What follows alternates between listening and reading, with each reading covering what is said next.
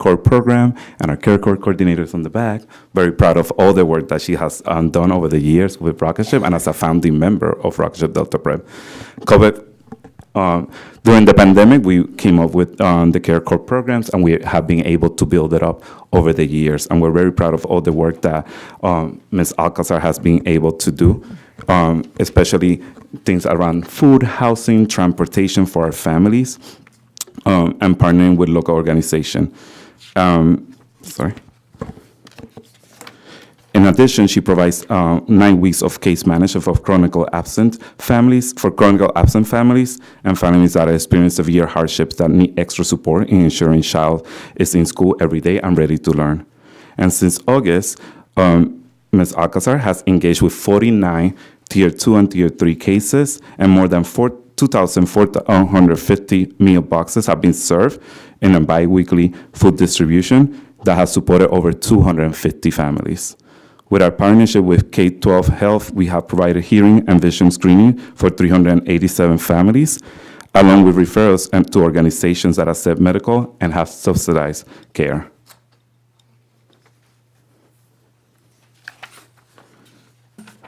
Although the year is not over, we are encouraged by the progress that we are seeing. In our internal NWA map, we are seeing that there is a 3% increase of math and 4% increase in reading, which is expected to be reflected on the California dashboard at the end of the year. The gains among African American students are very strong, and we're proud to see the large improvement in our chronic absenteeism numbers overall.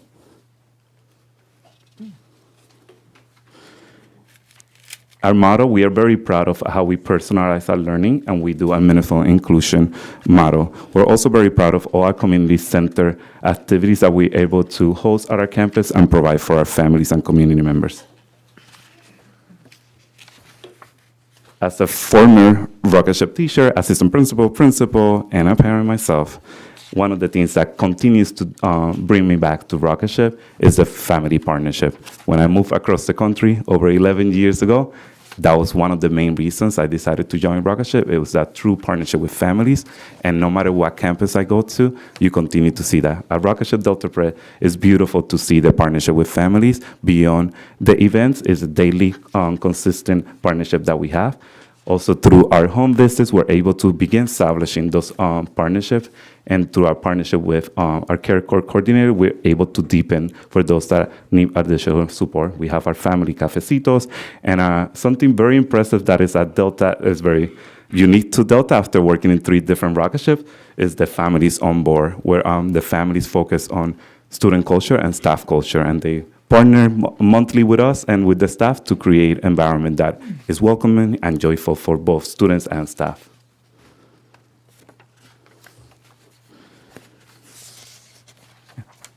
And like I mentioned, a very big part of our work is the partnership with families, because at the end of the day, the families are the ones in control, and they're the ones that are the first caregivers for our Rocketeers. And Los Tichos is a program that I'm very proud to be part of, and I have both as an employee and as a parent been part of Los Tichos. And for those of you who have not experienced it, you're welcome to come. You could also volunteer, by the way. We do this monthly, and every month Los Tichos is like a saying. And every month there is a theme to the book that we are reading with Rocketeers and an activity that is attached to it, and it's provided in different languages. So families that we serve are able to feel comfortable, so they don't have to be fluent in English, and we serve the language that we want is translated. The books are translated and the activities to the language that they're able to access. Thank you so much for your time. I'm very honored to be here, and yeah, any questions? Happy to answer. Great, thank you so much. So the next, before we jump into questions, we'll move on to the public comment that we have here from Reese Reddick.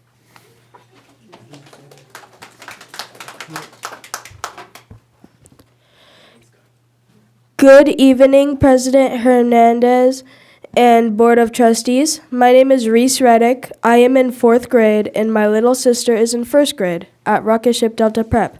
This is my 3rd year at Rocketship Delta Prep, and my 3rd year of giving a speech in front of the AUSD board. Being in school every day is important to me because it allows me to grow in my education and this school year. I have received perfect attendance. One of my favorite things to do in school is read out loud, answer my teacher's questions, help my peers in their learning. One of my favorite memories this year was building a paper rocket ship for my friend.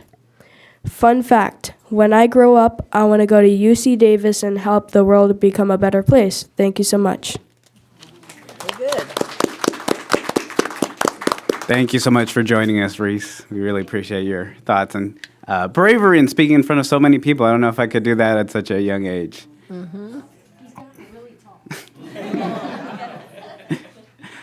All right. Any comments or questions from my colleagues? Trustee Hack, do you have any questions? I got a comment to the young gentleman. Go Aggies. Trustee Lathan, any questions, comments? Yes, thank you for sharing the presentation and giving us information. I'm glad to see that you all are making some gains in student learning. And I'm a huge proponent for any school that does well by children, and most people know that about me. And I would also expect that because you all are a charter, that you'll grow leaps and bounds. One of the purposes of charters is so parents can have another choice, and it should be a choice that has excellent results. So I look forward to seeing you all make improvements over the years. Our district just had equity audits for each of our in-person schools. I think there are 24. We're going to start reviewing them, but my suggestion would be to, in order to propel, to look at something that's going to help you get there, because the point of having a charter is so that you can do above and beyond even what the regular public schools are able to do. Any comments or questions? Vice President Rocha? I think what I want to say is that I'm very happy that you have a full-time coordinator for services that need it for families, because our families are having a difficult time. You're making the right direction. And I've always liked the idea, because the last time you brought it in, it was Los Dichos. I think that's a good idea, too, because the people are involved. Parents like to be involved. Thank you for that.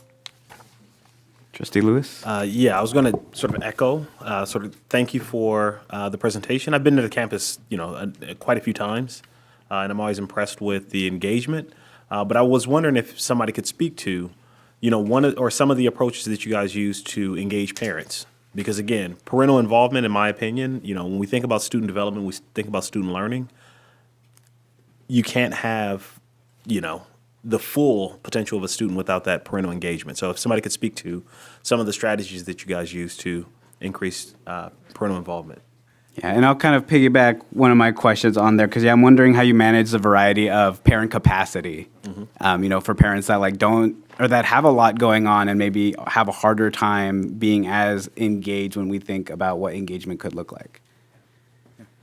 Happy to share a few from the things that we're doing in the academic spectrum. So we have family conferences, and those happen 3 to 4 times a year. That's one way that we engage them, and we have all those in person with every single family member, and we're able to provide the academic results, but also partner around what can we do together to continue to move the students.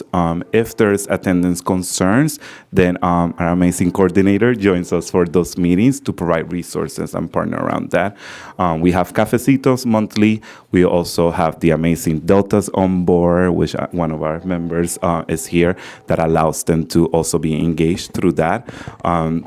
We have our community events, and we have our cultural events. So every other month we have our cultural events, and then every other month we have our community events. Like tomorrow, we have our STEM and literacy nights. So those are ways that we're joining, inviting our families. Our families are welcome to come to our campus. After the first 2 weeks of schools, the doors are open. We're working on our partnership and improving what it means for them to be on our campus, and how do we equip them to, they're not just there to sit, how can they engage with the students learning during that? So we're working on how do they run centers, how do they read with the students while they're there volunteering? So that is something we're working really hard on improving. Any other? Yeah, I'll just add on. Thank you, Jason. something that Jason mentioned in the presentation earlier was the fact that we conduct home visits for all of our families to kick off the year. So I think when to your question around capacity, I think it actually starts earlier than that, right? Before we even understand the capacity to engage of every family, we build that relationship and that bond. So we go meet families in their homes to start building that partnership with every teacher conducting those home visits. And then I think another thing that's unique about our approach is we track our parent engagement hours on the teacher end, right? So our teachers are actually held accountable to parent outreach and parent communication goals. Like, as Jason said, we hold our teachers accountable for ensuring that they reach out to all of their families. We get 100% parent participation at all of those conferences. We make sure that our teachers are the ones who are texting families, hey, we missed so-and-so in school today. How's he doing, right? And then when it comes to engaging with homework, things like that, we also make our teachers available and our staff available whenever families need, that they always have a relationship, not only with the school leaders or the front office staff or the care core coordinator, but also with the teachers themselves. So it's multifaceted. Yeah. And if I heard you correctly, there's a requirement for parents to be involved. No, thank you for clarifying. Yeah, there's a requirement for teachers to involve parents, if that makes sense, right? So we would never hold parents accountable for what circumstances they're facing, right? But we will follow up with that teacher to find a way to make sure they have that home visit, find a way to make sure that you meet the parents on their terms. And even if you need to meet them at the Starbucks so you can have the parent conference in between their shifts, right? Like, let's find a way to make that happen. So great clarifying question, right? Yeah, I have a few other questions. I know you all said that you recently changed your math curriculum to something that was research-based. What were you all using before? Great question. So historically, Rocketship has generated our own curriculum. And so we have a team of folks who work at the network support level who generated that curriculum. And it was something that we would refine over years, and obviously about 10 or 12 years ago when there was a shift to the Common Core standards in the state, that was a big job for us. It was actually serving us very, very well up until the pandemic. And then when we came back from the pandemic, I think we obviously are serving a community that was disproportionately impacted during the pandemic. And we realized that what got us to where we were previously isn't going to get us where we need to go next. And so by adopting Eureka Math, it's just a research-based, it's widely used curriculum, it's aligned to the Common Core standards, we are able to take sort of the capacity of that network support team and redirect their efforts rather than generating curriculum. We don't have to be curriculum developers. We just need to be smart about how we respond to student needs, how we build out trainings and developments, that we rocketize the curriculum, right? We make it work for our kids and the communities we serve. But it's really about our resource allocation and making sure that we're using our people's time appropriately and not necessarily reinventing the wheel. And then I'm not necessarily looking for specific numbers on a lot of these questions, but just more so points with some of the increases, which I think are so great in like English learners, the outcomes for special education students. But I guess I'm wondering, is there a context or benchmark that you compare those to? Like, is it compared to the previous year? And are these, I guess I'm trying to say, like, is an increase of 6% amazing, or is that like, not that as much as you would hope to be? And, can we put some of these numbers maybe in context? If you have any of that context to add to that, and if not, I understand that those are like a bunch of numbers that I'm asking you to pull up on. No, that's good. We spend a lot of time crunching numbers, and we definitely take our assessment data very seriously. So I think that the headline is we are really proud of the growth that we are seeing, but we are not yet satisfied with where our kids are in terms of their absolute levels, right? I think, 3, 4, 6% growth in these discrete areas is really powerful because year over year that compounds. But, when we only have 30% of our African American students performing at grade level or above in a certain grade, like that is not okay with us either. Right, so it's a balance of pride in the growth, but also staying hungry and really advocating for moving kids along as quickly as we can. So I would say relative to sort of state averages or even some of the other district averages, we're very proud of our absolute results, but we still have a long way to go if we're going to fulfill our mission of closing the opportunity gap. And kind of following up on that point with the African American Student Focus Group, do you have any more information on like what the timeline and like goals, or is that something that that focus group is kind of still working on as far as like what the intention of it is? I mean, we have some internal goals of hitting 1.4 years of growth on that NWEA metric, which is widely used and norm referenced. Another way of looking at it, though, when we crunch that, it's to have, we want to see 7% growth in both math and reading for students. And right now we're on track, at least year over year, to about 4 or 5. So we're picking up the pace this spring, and we hope to be able to give you all some good data, good news. And then the last question that I have, because I know you talked about some of the services that you provide for your special education students, and they sound like they may be potentially eligible for like Medicaid reimbursement. Is that something that a school like Chartership, that Rocketship is eligible to do? I guess I don't fully know the scope of what that falls into when it comes to differences between district schools and charter schools and all of that. Yep. Great question. As a public school in the state of California, we are eligible for the same Medicaid, Medicare reimbursement, Medi-Cal reimbursements. We are also eligible for a lot of the state grants. So our mental health and wellness department, as well as our Care Corps program, have been greatly aided with some of the state funding through the Community Schools Grant.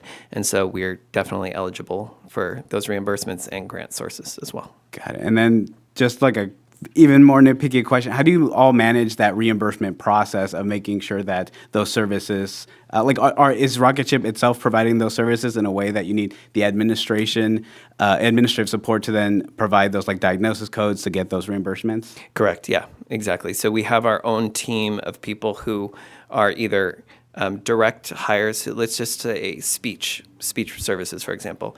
We employ a team of speech, or we contract with speech providers. We then have our own reporting team who does the billing for us. And so we use similar coding, similar platforms for reporting to the state, or to make those reimbursement requests. And then that team, though, is employed by Rocketship. Can I ask a follow-up question? Yeah. Just curious. So for those staff that are the Medi-Cal reimbursement staff, and you may not know this, are they, well, you may know this, but are they Rocketship staff, or are they hired through a nonprofit arm of Rocketship? Because typically when we think about, that level of service delivery, some of that specializes in sort of nuanced. So how do you guys sort of navigate that piece? Yeah, I mean, again, like using the example of our speech department, right? So these are the speech and language providers who go to multiple campuses and provide speech services for students with special needs as dictated in their individualized education program.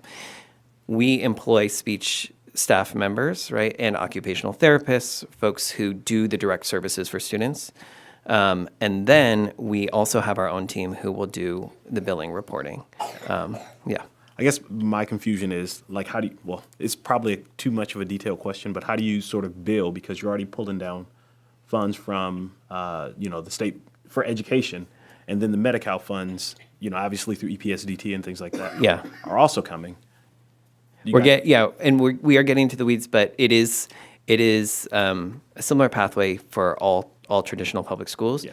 All right. So what I will say is it also requires.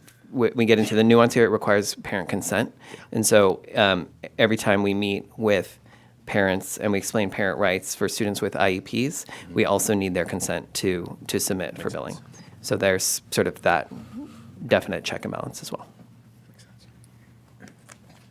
Great, yeah, thank you. I think that's an area that I have a background in healthcare, and I'm currently working on seeing, are there ways that we can reduce some of those administrative burdens and ensure that school districts throughout the state are able to fully take advantage of those Medicaid dollars, because they're not fully taken advantage of in every single place. Yeah, trust me, we have an amazing team, but they work overtime to get it done. So I appreciate your push. Got it. Well, yeah, thank you so much. I asked these questions because you all are clearly doing a lot when it comes to the school culture piece, and so that's clearly able to be demonstrated. But I think, I saw some places where I just wanted to know more about some of these other less qualitative pieces. But thank you so much for the presentation. Absolutely. Thank you all for your time.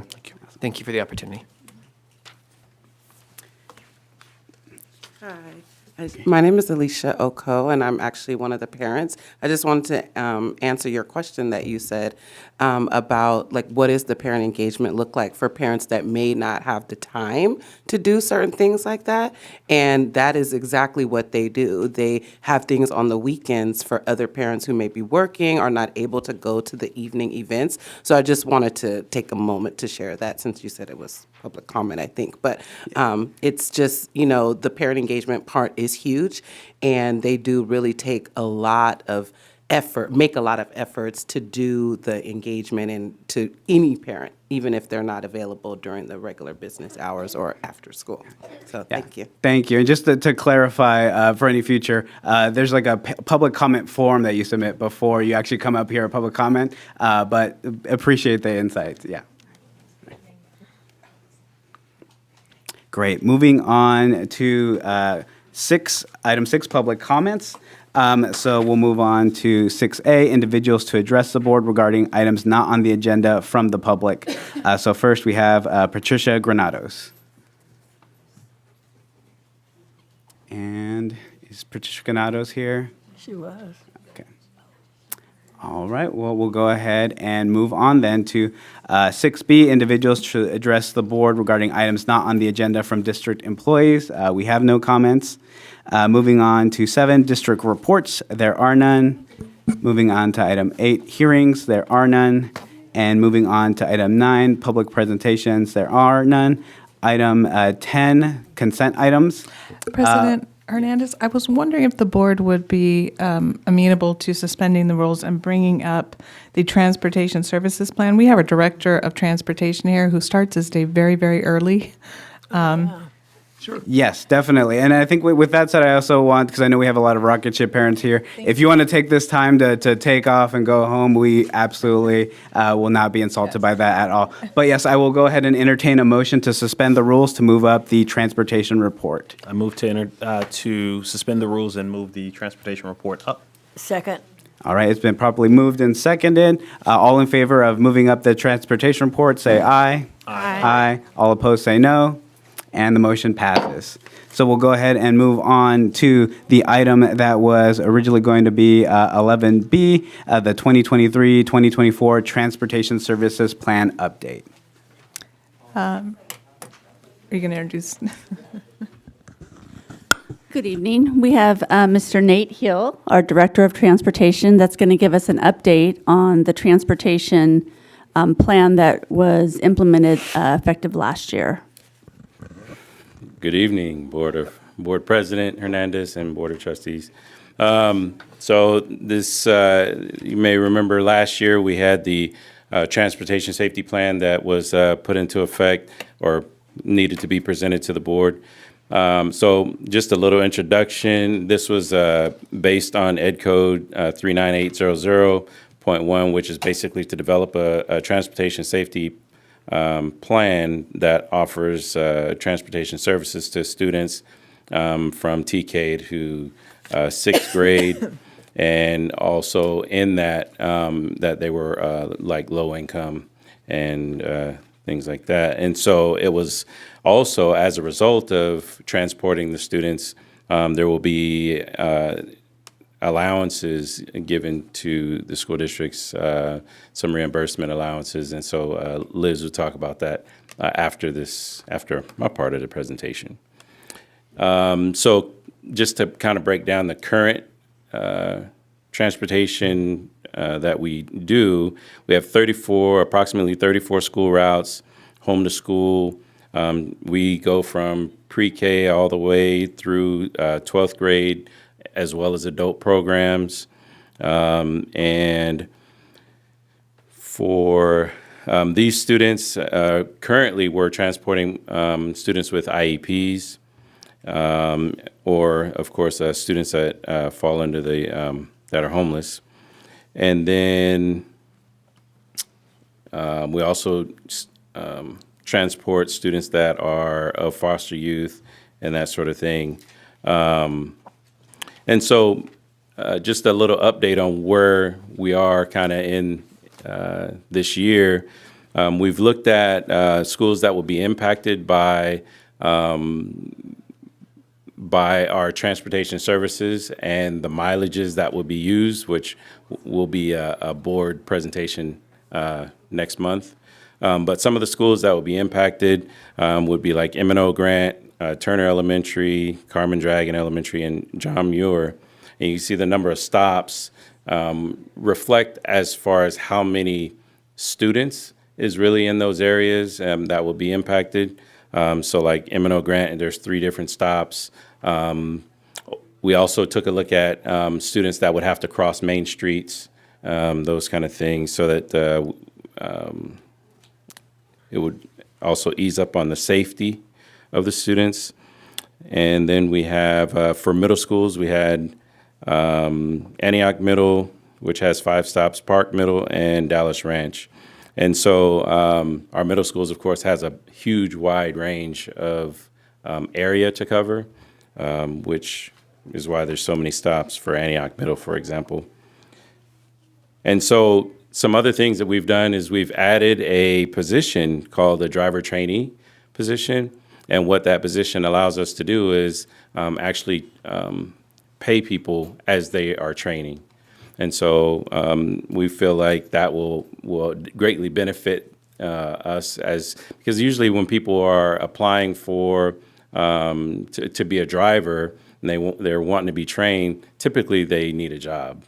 And so it's kind of hard to train if you don't have money and this kind of thing. So it's really a really nice positional program that we've added here. And typically, also just to add to it, it takes typically about 2 to 3 months to become a school bus driver. And so because of the length of time, this added that will add to people being able to support themselves a little bit. We've also added our drivers as 7-hour positions. You may remember that, which is a nice added feature as well for our school districts. And so we've have great staff that we've been doing a lot of training, bringing some aboard. And so, as we know, in the whole entire state of California, there's a shortage of school bus drivers. So we're just trying to be real diligent and make sure that we can get the drivers on board to even be able to successfully do this. As of yet, though, the state hasn't given us a time frame of when this program will start. So in case that would be a question for you. And just to add to the budget, so if you remember, this went into the budget effective 22-23, and it was based on district's current transportation expenses. So that's how the revenue stream was going to be calculated. At this time, it's ongoing, so we should be getting the allocation each year. So we did get an allocation for 22-23, which we have not spent.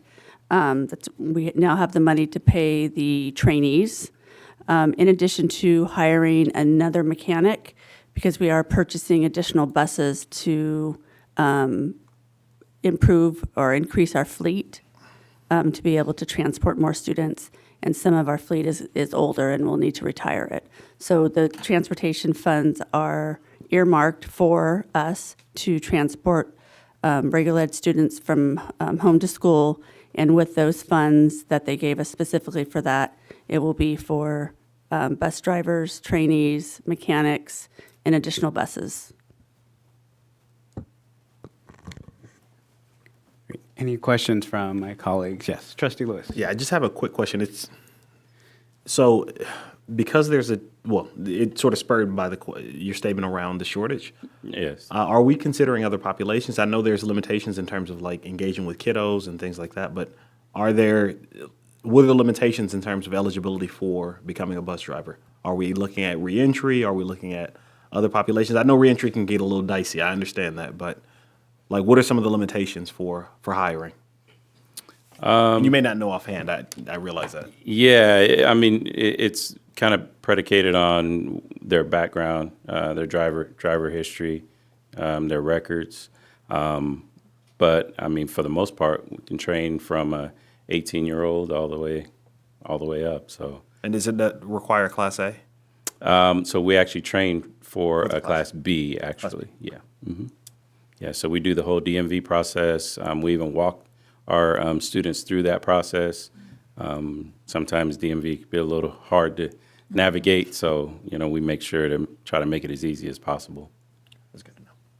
Thank you. I just need to know, I need to know about the buses. I mean, are we looking at quite a few buses that we have to plan for financially? I mean, Well, where are we at that line? we're already in the works that we've ordered 3 buses, 3 gas-fueled buses, and we have about 3 or 4 electric.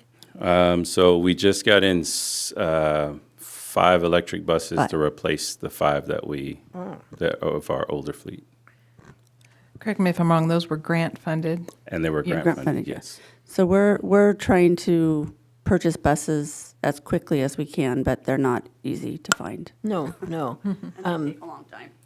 And will their battery, and you have to hook them up and all that, right? The electric buses. And so yes. it's also how far can they go? And they're working on that, I understand, and they didn't have a real good production on that. So we're still holding on that, too. I have a question on foster care and children that are considered at risk. Is it something that a school set aside? I should have asked you, Robbie, superintendent, but I was just thinking, is it something that you set up ahead of time, and then that child who's identified has a place to be picked up at? Is that the way it works? Yes, so it'll be identified through the district as far as what students will qualify. And then we'll utilize probably like a bus pass type system in order to allow the students to enter the bus. Okay, so is the bus also doing special ed, or are they usually separate buses? I mean, 2 different routes, So typically, they can be mixed. It's nice if they're separate, but sometimes you have to. You don't have the You don't have the ability. capacity Yeah. to do one or the other. Right.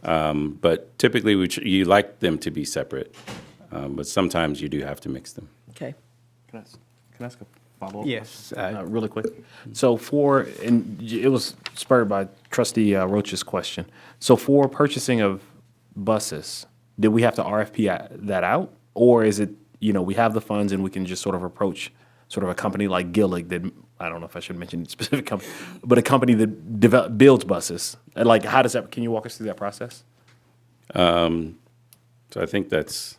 Carl usually does our bus purchasing, but through the grant, it was specific to the specs of the grant, so we went through a vendor that did the RFP for us. For the gas-fueled, I do not believe we did an RFP. We were able to contract with a vendor that had very few of the gas-fueled buses that were left. Got it. Okay. Thank you. Also, for us, we typically try to stay with one manufacturer so that you have the same parts available for Makes sense. for the buses. I just want to say that I'm very happy that the district has come into the situation where you have drivers training and paying them to do. Now, do you have a contract with them, say they stay with you after they've been trained? Or how do you keep them after you've trained them? It's a good question, actually. Typically, people feel some sort of loyalty to those that train them. You gain a relationship with them, after a month or 2 months, 3 months. And so typically, anyone that we've ever trained, they don't go anywhere. They usually Good. stay with you. Yeah.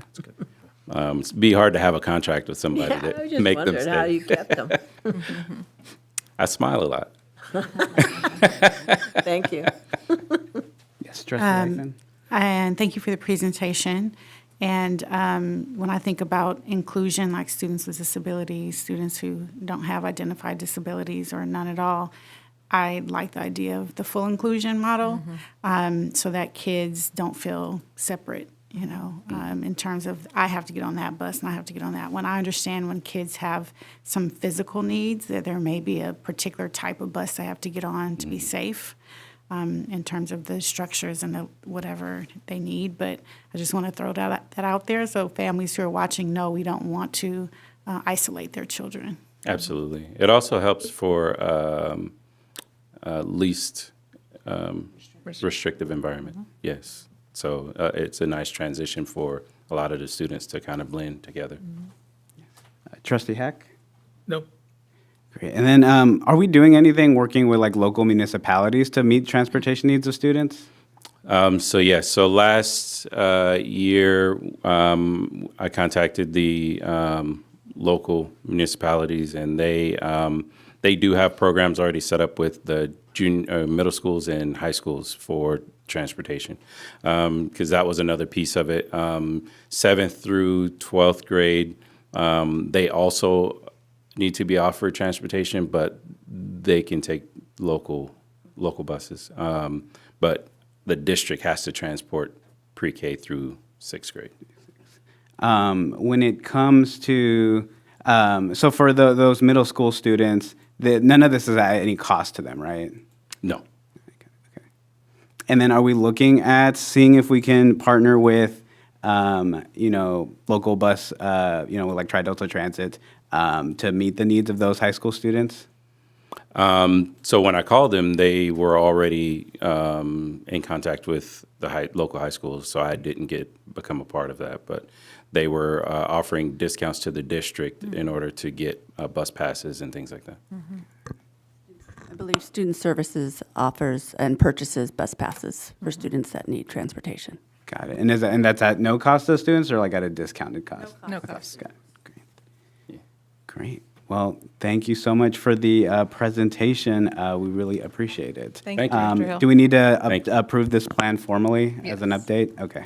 I move approval of the transportation plan. Second? All right. The motion has been properly moved by Trustee Lewis and seconded by Trustee Hack. All in favor, say aye. Aye. All opposed, say no. And the motion passes. Good. Thank you. All right, thank you. Thanks for Jen. moving it up. Have a good evening. Great. Moving back to item 10, consent items. Are there any items on the consent calendar that we need to talk about separately or vote on separately? I have a couple of items I want to talk about. No necessary, not voting separately, just questions. Perfect. Trustee Lathan. 10F and 10G are around the technology contracts. And I just wanted to know the difference between, because we have one with the County Office of Ed, an agreement with them, and then an award of bid and contract for wide area network services. And so I wanted to know how they're interdependent, because when I was reading them, I thought, what is the difference between them? How are they interdependent or not? Well, lucky for me, Chris is here, but the county office is our internet provider, so this is an annual contract that we do with them. And then the E-rate, the second one, is us to improve our network and our, do you want to expand on? The WAN, hear me okay? The WAN connection is from the schools to us. The county is from us to the county. So it's all the network access for everyone. Okay. The Zio, is that Zio? The 10G, whatever 10G is, I think that's from the schools to us. Yes. Will that, I don't know if it requires like cables or like anything, but I was thinking about our bond and how we're doing a lot of our buildings.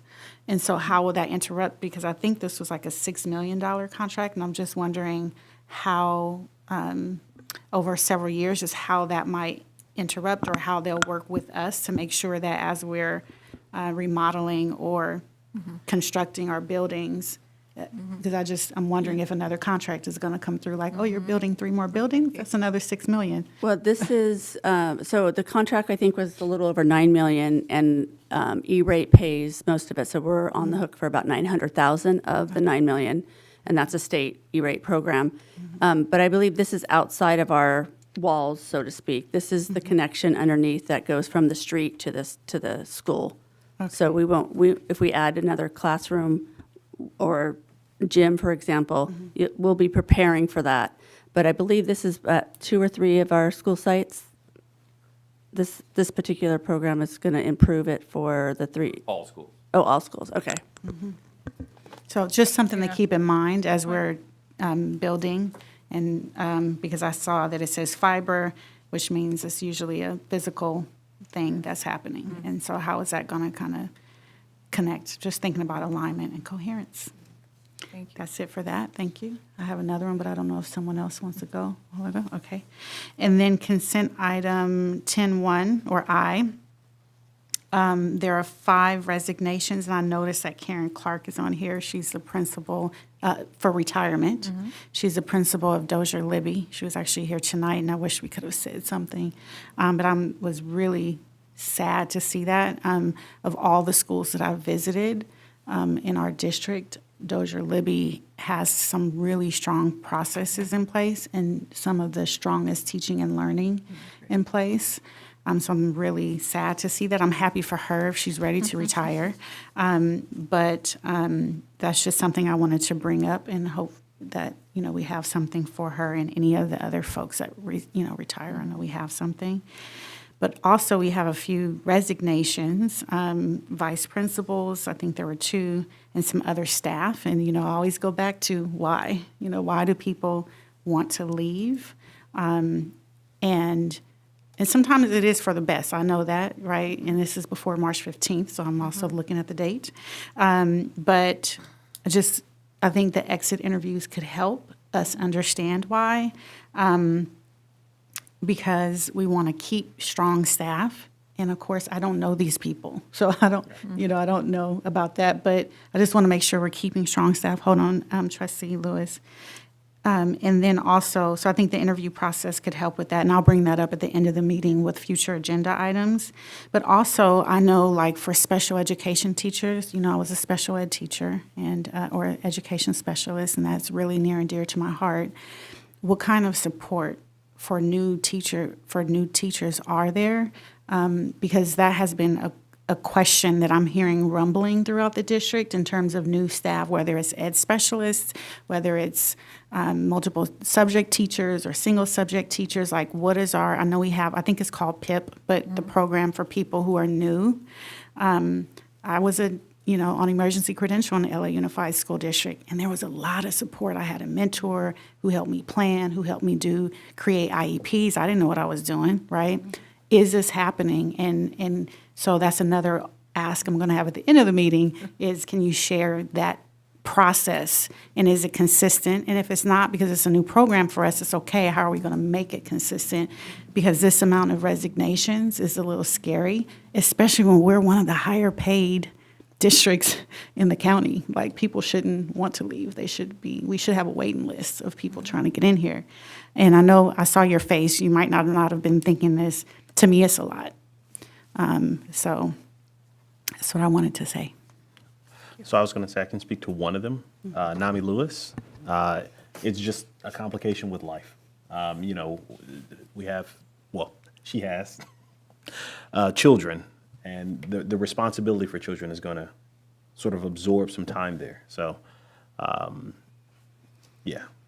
I mean, I think my understanding is that there's still an interest in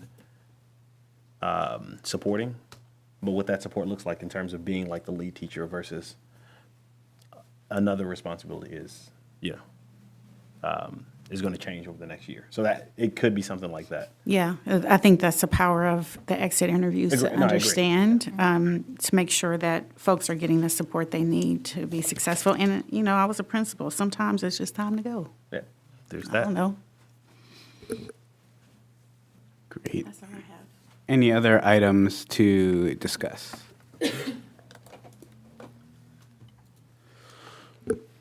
All right, otherwise, I will entertain a motion to approve the consent calendar. I move to approve the consent calendar, items A through O. Second. All right, it's been properly moved and seconded to approve all the items on the consent calendar A through O. All in favor say aye. Aye. Aye. All opposed say no, and the motion passes. Moving on to 11A, the 2023-24 second interim report.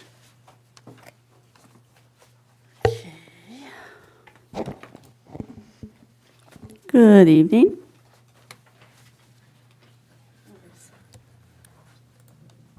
All right, good evening. Here we are in March for our second interim budget report.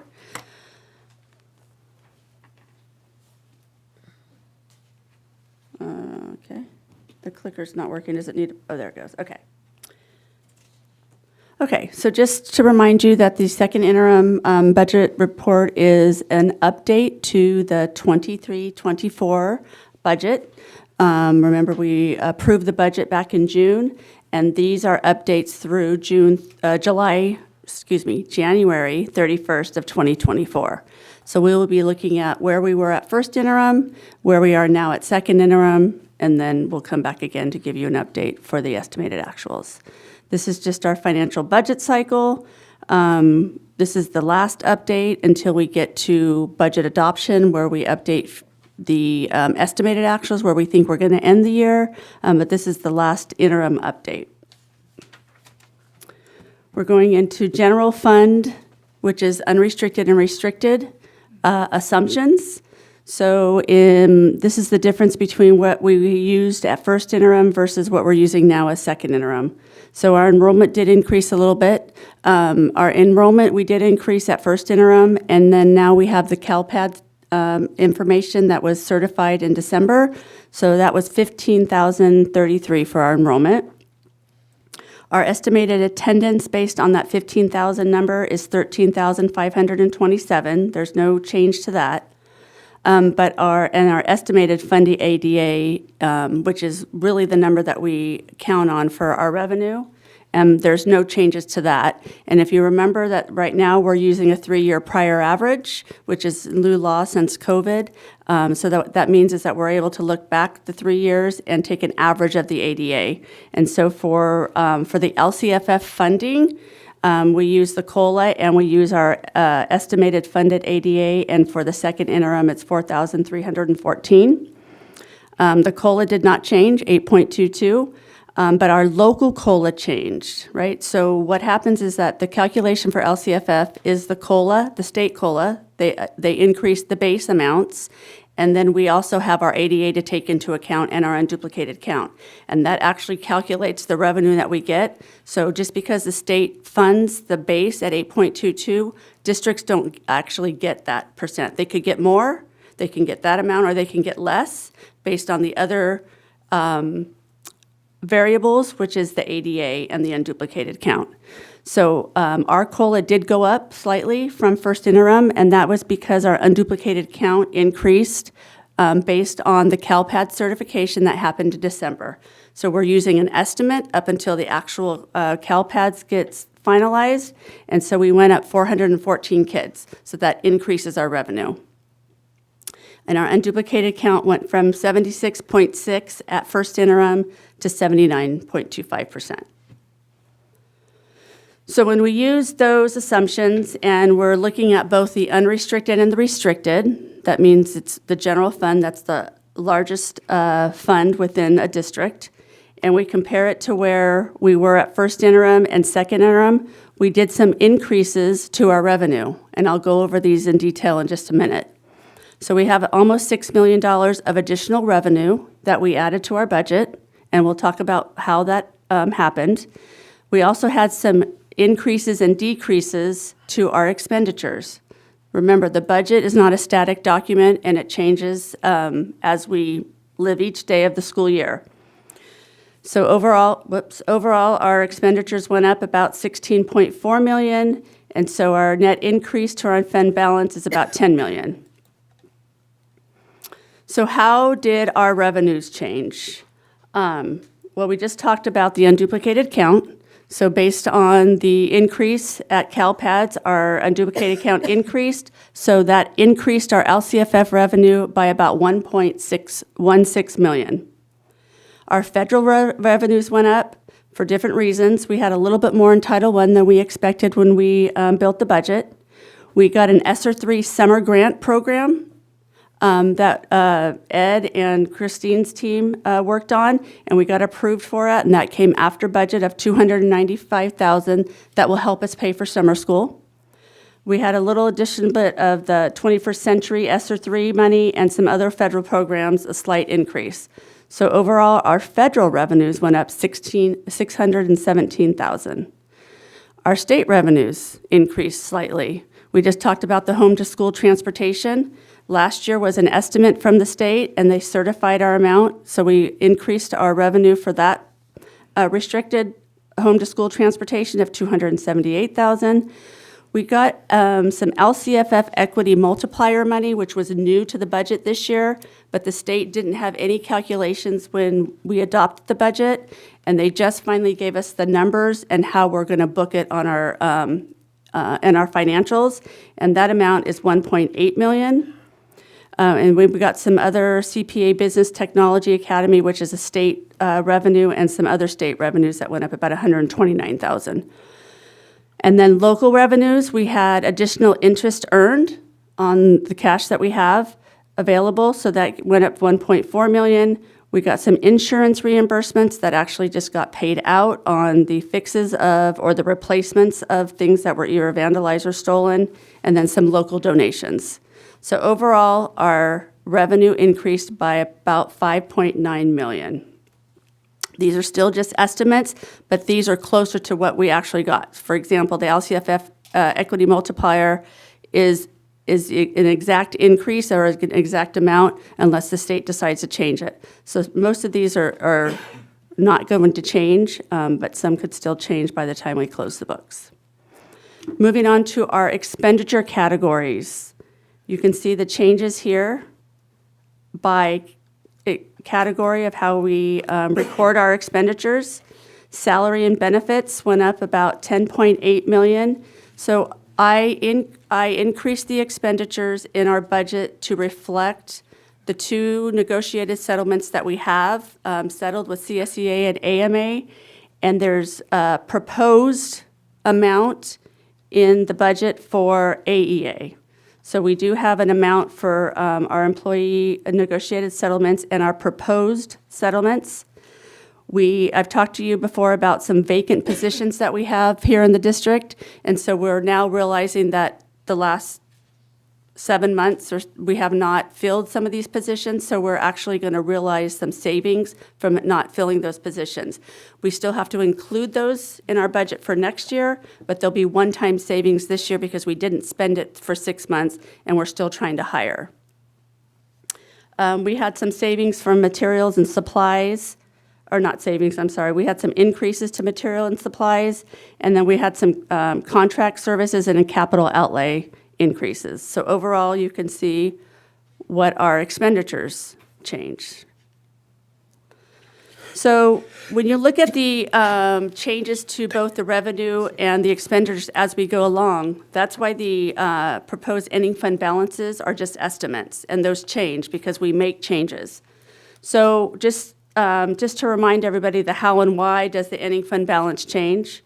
So the LCFF is the largest revenue source, and two of the main variables that are used to calculate it are not even known until December of the school year. So we're building a budget that's approved in June, and we don't really know those variables until December. So we're using it based on some estimates that we have, and then we adjust when we know the actual number. So when we're adjusting the revenue, whether we're adjusting it up or down, that's also going to impact the ending fund balance. The state budget is not. When you're talking about those variables, can you just like 30 seconds talk about what they are?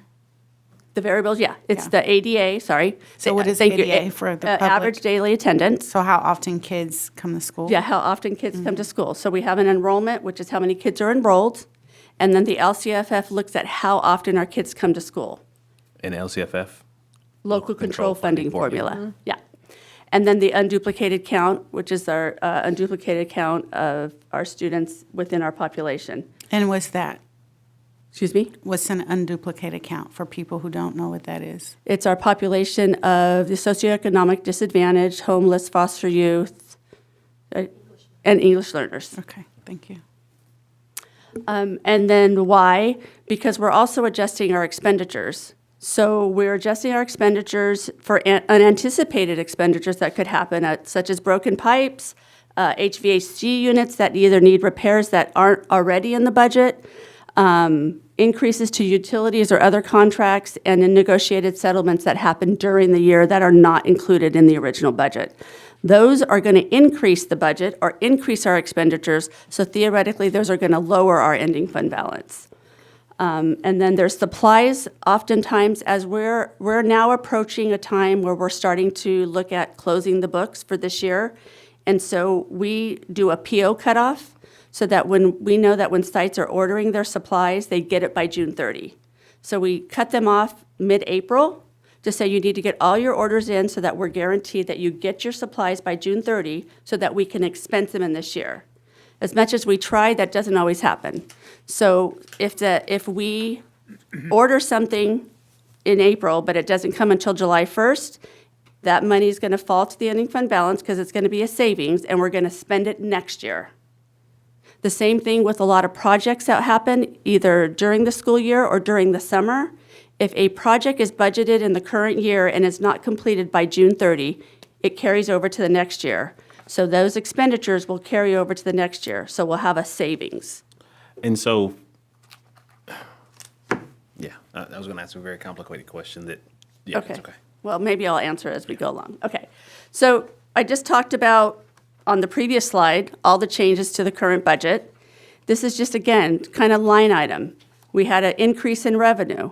So we have our ending fund balance of $78 million. We increased revenue here for these categories, and then we decreased it with these categories of expenditures. So now our ending fund balance changed from first interim to second interim based on these changes that happened to the budget. So there's a delta of about 10 million. Yep. And this is just the ending fund balance, which I'm going to go on the next slide because it's a easier slide to read. So these are the components of the ending fund balance. So this is what makes up the ending fund balance. So we have all of our revenue, we have all of our expenditures, and then if the revenue is more than the expenditures, you might have some ending fund balance or money that's going to be carried over for a specific purpose or an assignment. So in the center here, these are legally restricted monies that are being carried over from one year to the next. And that means they come to us with specific reasons on how we can spend it. So they're restricted. And you could go down the line and kind of try to describe which one is. So they're for specific purposes, specific populations, specific programs. There's restrictions on it. So of that, 46 million is restricted. Our 3% economic uncertainty is almost 10 million. That's based on how much our expenditure is. We're required by the state to keep that as part of our ending fund balance. And then we have these other assignments that we have committed to. So we're doing an E-rate. You approved go ahead. I was going to say, I thought the board approved that the reserve for economic uncertainties, we adjusted that to 5%. So that happened several years back, and then right before I came, you removed that resolution. Yeah. I remember the conversation. Yeah, Okay. I found that out. So the other assignments, E-rate, for example, we have an E-rate project that's coming up, and we're obligating, now that we're approving the E-rate, that next year we're going to have this program and we're going to have this construction, and we're obligated to put our part, or our contribution towards it. So the state's giving us $9 million, and we have to put 900-ish along with our other E-rate program, so about 1.5 million. Security improvements, we've already committed with the COPS grant that we have a matching. Our HVAC improvements, we've been doing a lot of HVAC improvements. This now could have maybe a different conversation because of the bond. The HVAC, depending on if it's a replacement, it can move to the bond. If it's a service, it cannot move to the bond. As part of our negotiated settlements last year, we agreed to pay dental for 2 years for all employees. We have it in the budget for this year, and part of the ending fund balance that when we ended last year was going to be to pay for the dental for next year. That's this $2 million right here. And then the home-to-school transportation that we just talked about is a set aside because it's specifically for home-to-school transportation. So when we look at what our ending fund balance is, we have to look at the components and how does that make up the ending fund balance. So right now, we're projected to have about 1.7 million, 1,682, of an undesignated, so to speak, of ending fund balance of the 68 million.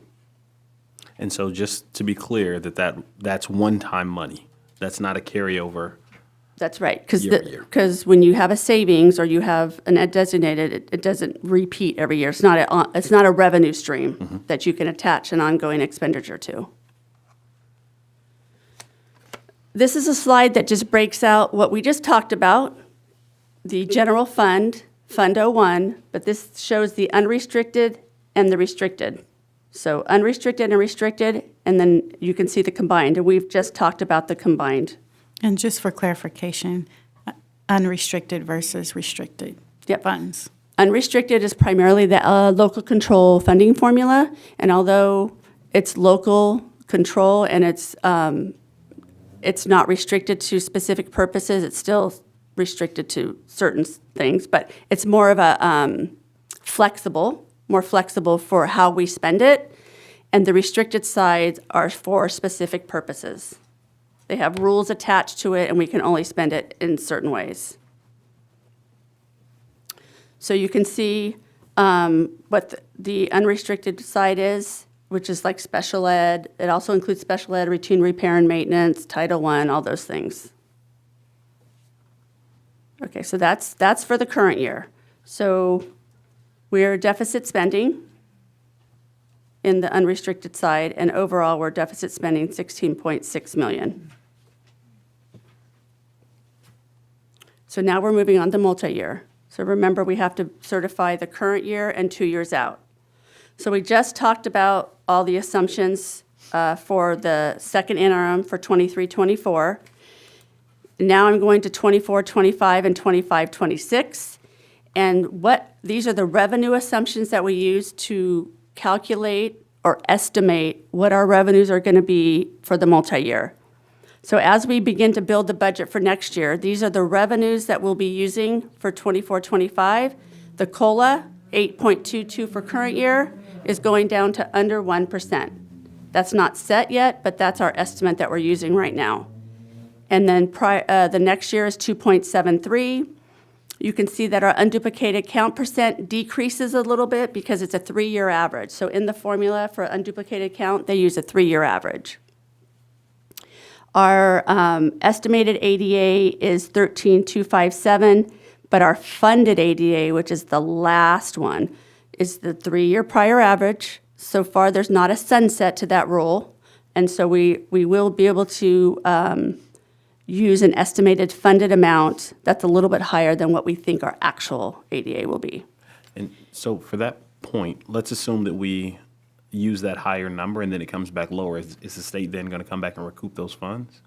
No, because we'll get certified and we will adjust it in the year that it changes. Yeah. But technically, because this is 3-year prior average, the only one that we have to wait for is this year, because this will be one of the years of the 3-year prior average, and so we should have that number. Okay. And then the lower grid shows the assumptions that we use to calculate the expenditures. So we have CalSTRS and PERS rates. STRS is staying the same, but PERS is increasing. So we have to include that in our budget and add to our salaries for our classified. Our workers' comp, we will get a new workers' comp rate that just hasn't come out yet. So for this purposes, we're using the same rate as last year or the current year. Our unemployment will stay the same. We budget in a step and column assessment, and then we have this amount here for our health and welfare benefit cap that we negotiated with 2 of our groups, and so we increased the health benefit cap for that. So those are the assumptions for the multi-year. This is just an informational slide to show the enrollment over the last 10 years and the ADA, and you can kind of see the decline. So for the multi-year, we're decreasing our enrollment by about 300 each year. That's just a guess. You can see that we had a good year in 22-23. This year, we lost about 157 kids, And then the next 2 years, we're estimating to lose about 300. The more important piece is the ADA, because that's what our revenue, our LCFF is based on. And you can see we're taking about 90%. So this is what we're using for our estimated ADA, but not our funded ADA.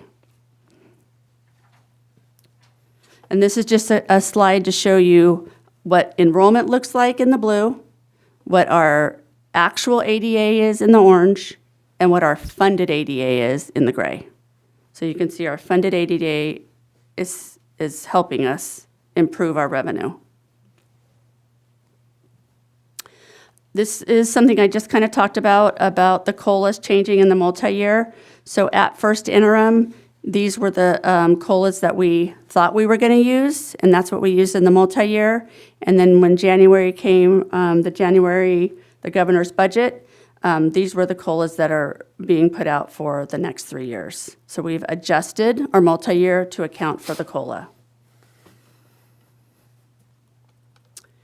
So this is the impact to the COLA in the out years. So right here is what we had at first interim. This was this year's LCFF. This is 24-25, and this is 25-26. Now we put in the COLAs, and we recalculate, and this is the decrease in revenue estimates for 24-25, and this is the decrease for 25-26. So you can see the changes. This is where we were, and this is where we are. So you can see that we're having to adjust our budget because the revenue is decreasing. This is CalSTRS and CalPERS again. We already went through that. So this is kind of a visual of all the one-time buckets of money that we've had come in over the last 3 or 4 years. The red ones are ones that are expiring. The blue ones we will have for the next year or two. And then this one, learning recovery, in the January proposal, the governor has proposed some statutory changes that are not set yet, but are asking us to report and everything that needs to be, the amount of money that we're able to encumber as of July of '24, which is telling me that it might be a concern of us, because we were planning to spend this over 2.5 years, because we were moving ESSER positions into this block grant, and now we're having to make adjustments if we have to encumber everything as of July of '24. You have a question? Yep. After your thought. Go ahead. So there are a couple different ones here. So for example, the in-person instruction block grant, the in-person instruction grant, the ELOC program, the ESSER funds are obviously, those were sort of situational for COVID and things like that. Is there any plan to backfill? And if so, again, you may not have that information right now, but is there any plan to backfill to go after additional funds to support those? Well, we're always looking at revenue streams. We're always looking at grants and things that we could qualify for. Specifically, this learning recovery the intention was to backfill the 2 ESSER pots. And some of this, to be honest, because we have some of our paraprofessionals in there. So to find new revenue streams, we're always looking for that. But particular to what's included in here right now is the learning recovery. And we had to make an adjustment to proposing to spend $15 million next year of the learning recovery if the state's going to ask us how much are we encumbering for that year, and then potentially sweep some of it that is not encumbered.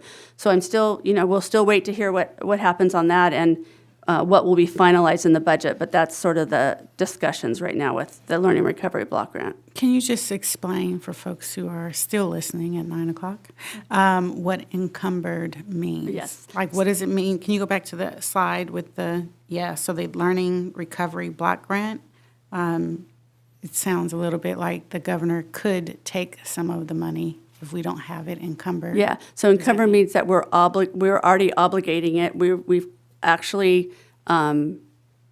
accounted for or budgeted for in that school year positions, supplies, improvements, things that are allowed to be spent in there. So, for example, at first interim, we had part of that money to be spent in next year, starting in July, and the other half of the money to be spent in the following year, because technically we had until like 27 to spend it. But what he's asking now is how much, they want to know the amount that is being encumbered or obligated or spent in the 24, 25, and whatever's left, we're not sure what's going to happen with. So we want to spend all of it. Yes. But then we have to strategize on, Yes, the best use. So Yes. when we were planning over those 2 years, so we had a set amount that was encumbered for the following year, and then the 2 years out, that was an amount that we hadn't encumbered yet to specific places that we were gonna. we had identified expenditures, but the language right now that I see is what's encumbered. That's what he specifically says, as of July 1st of 2024. So he's trying to solve his budget for the 24-25 school year with Okay. part of this. Got it. I guess, and I think the other question I guess I'm trying to ask is like, when we say something is encumbered, is there any flexibility to our budget once we've made that kind of like allocation? Yes. To maybe move it somewhere else if we decide that that's not quite maybe where we want. it. Yes. Yeah. In a normal world, yes. I don't know what the rules are going to be attached to that, to say if we tell you that's what's encumbered, we have to spend it on that. I don't know if that's going to be it. But in a normal world, you can use funds to encumber stuff. Things change all the time. That has to do with the revenue and expenditures. If we have, $10,000 that we think we're going to spend on HVAC replacement, but we only spend $5, and we can take the other $5 and spend it some other way. Got it. Yes. And then I guess if we move funds that we were thinking about spending 2 years out to something that we're now looking at 1 year out, are we usually thinking of like additional employees or additional like roles that we're filling there, such that like we may have challenges actually getting those positions filled and then actually spending those funds that we say that we'd like to use for these people, or do we then look more so at one-time costs to make sure that anything that we maybe are thinking about now encumbering at a sooner rate is something that we are now more certain that we'd be able to spend? Well, How do we think about those things, I guess? Well, like if there's a deadline for the funds, then we'll look at more of a one-time cost, or that we commit to a position and we say, but we're only going to do it for this year, right? So it depends on the restrictions of the funds that we're using. Got it. And let's say, right, we have those positions, and for whatever reason they don't get filled. Do we still get the same benefits from like having vacant positions that are unfilled, or does that money then kind of just disappear? So unfilled positions result in savings in the budget. Right. That's what I had a line item with part of the expenditures, the savings, so that we had about $4 million of unfilled positions that we had savings. So then we shift that money to another expenditure, Got it. Okay. right? Do you have some? No. Oh, okay. Okay.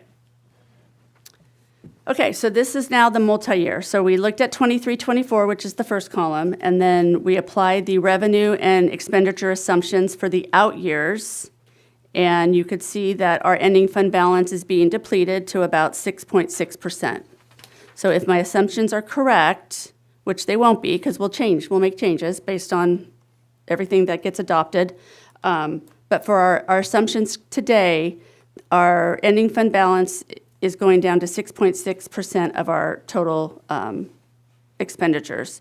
So you can see we are deficit spending, and we do have reductions in savings from supplies that were purchases in the current year that we're not going to be able to spend next year. We have some shifting in positions from one-time monies to ongoing monies and to different types of revenue streams that we're getting. So there is work to be done to finalize when we do get to the budget for 24-25, but these are the projections for now using the assumptions that I have.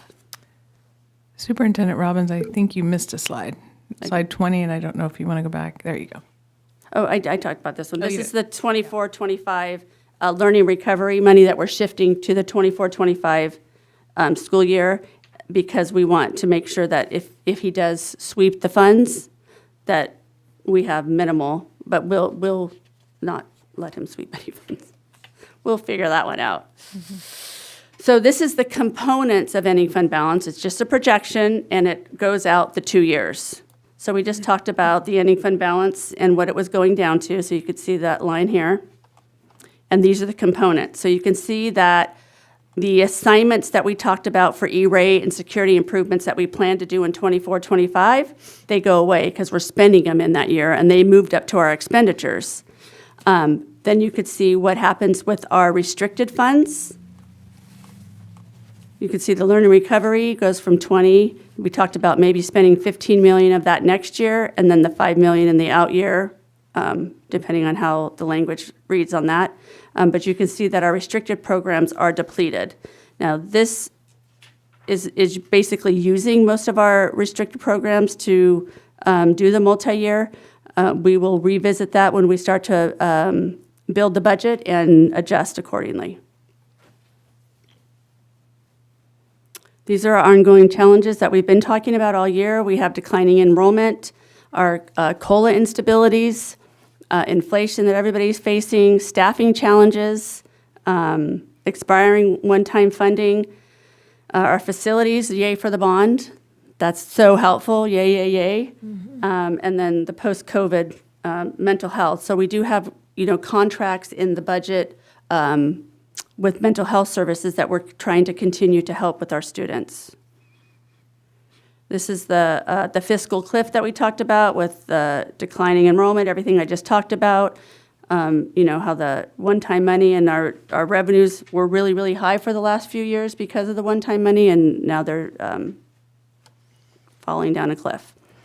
This is just for your information. This talks about the other funds that the district operates. We just primarily talked about the general fund. That's normally what you hear about with school districts, but there are a lot of other funds that districts operate. We have an adult ed fund. We had food services fund that you just heard about from Stephanie this evening. We have facilities. Bond fund is actually when we sell the bonds, it goes into bond 21. So that's how we track bonds. So everybody, it's available for everybody to see. So that's exactly where we'll put the bond funds, and we'll expense our projects by each project, so you can see how much we're spending by project. Our capital facility fund, this is our developer fees. And then this is just a quick summary of what the revenues and expenditures look like for all those other funds. These are just estimates, and I'll go over this a little bit more when we close the books.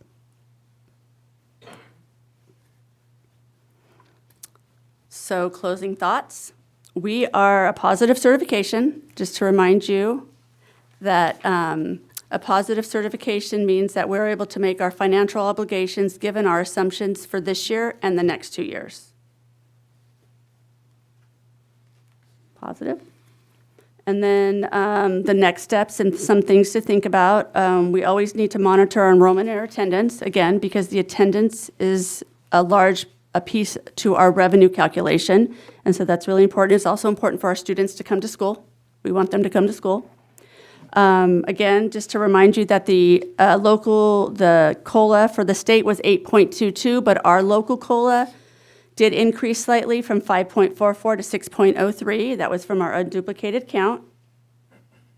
Our projected revenues are decreased for the multi-year, and that's due to the estimated COLAs for the out years.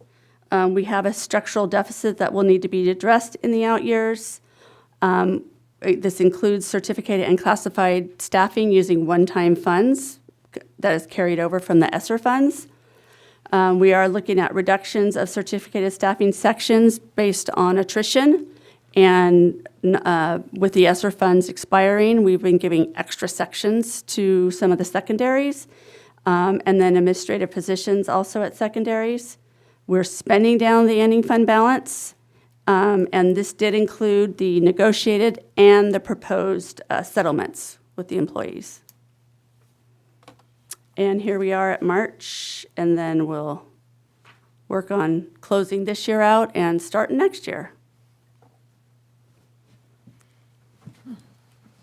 Thank you so much. Does anyone have any questions? Trustee Lewis, do you want to start us off? Sure. I think, thank you for this. And so that definitions page, and more of a comment. So thank you and the team for putting this together. I can I can definitely appreciate how much energy and effort went into. I will thank my staff Absolutely, profusely. absolutely. I think that definitions page is really helpful. And so for public consumption, I think, defining terms like ADA, LCFF, encumbered might be a benefit. Because again, when we speak and we understand budget language, sometimes, I'm guilty of this too. We get into language and we're describing things and there's an assumption that Talking everybody every understands. day, right? So it's like, I speak government talk all day, so I speak in acronyms. So I think, aside from that, I think the budget seems hopeful. I think right now we're seeing across the state a number of districts in deficit spending, but they're not necessarily in the same position that we are in terms of being, fiscally solvent. So great work. My concern, and it's hard for me to figure it out, and I know that but some of those programs that were funded for us for special things are going away. And you're working now to try to cover them, right? To pick up what we're trying to keep. And of course, mental health has been our main thing. I'm sure that that's probably something that we want to make sure is secured. Is there anything that you can say that we might have to look at? well, in regards to mental health, we are piloting a program with the state and the Department of Mental Health that will allow us to bill for some services that we serve to our students that we currently aren't able to bill for, and that should generate a revenue source. So that's not in here because I have no idea what that's going to look like. Christina's been working hard trying to follow this and work with, it's Department of Mental Health, right? Is that through Medi-Cal? It's not Medi-Cal. It's Department of Mental Health, and it's called The Children's Youth Behavior Health Initiative Yeah. from the So governor. it's a new initiative. And we actually got picked to be one of the first cohorts to kind of go through this. So we're kind of learning as we go, and we're helping them learn because I think they're learning as they go. So that could be another large revenue stream. And some of our mental health is built in with grants that you don't see as an ending fund balance because John Muir and Kaiser give us the money and we Correct. spend it that year. Correct. So it's not that everything's going away. But I worry because we just put in our, library assistants. We've done all these things that we've tried to improve the school. We've added more counselors, elementary, and we're talking about, I'm hearing you talking about a certificated maybe, some changes going on in administration. So does that mean that we're looking at possibly reducing in our school, in our different schools? Well, I'm trying to understand. we- Money is one thing, but trying to figure out the positions. Yes, so that we that's care- what we're we're supporting. working on that now because the fact that we're decreasing in revenue means that we have to decrease our expenditures. Right. And the what is what we have to work out. Okay. But there will so- be a decrease to something. Yeah, I was sharing this with the superintendent when I was reading it because Rachel Hurd is one of our directors for the CSBA. They're over in Danville, San Ramon Valley area. They're already going with 33 classified positions. They're eliminating the 29 full-time teacher liaisons. They're already working on things like this. Yeah. And I'm wondering, where are we when we have to face up to it? Well, And I know you're working on your budget. so Well, I'm we have some attrition of the ESSER, like I talked about, extra sections that we've been able to allocate that we could pull back and still have the class sizes that we need as far as contractual. We also have some funding, some restricted funding that we're trying to switch some of the unrestricted stuff and switch it into it. So we're trying to make it work that way. So we are working on it. I think for next year, we'll be okay and sort of try and do it through attrition and sort of the obvious things. It's going to be the following year that's going to be a harder conversation. Okay, that's what I was asking. Okay. Okay, Sorry, so I'm glad I answered. we're kind of safe on the first year. Yes. It's the second year. We have that 20 million of learning recovery we have to spend. to Okay, thank help. you. Yeah, you're welcome.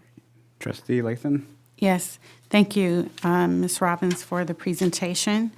And I think part of it, listening to Trustee Rocha, some of the school districts may not have as many unduplicated students. So our revenue is, part of our revenue is because of the things like that, like unduplicated students. And then some grants that we've received that other districts may not qualify for because of their student population. So I think we have a little bit more cushion for the next year or two. That's what I'm hearing.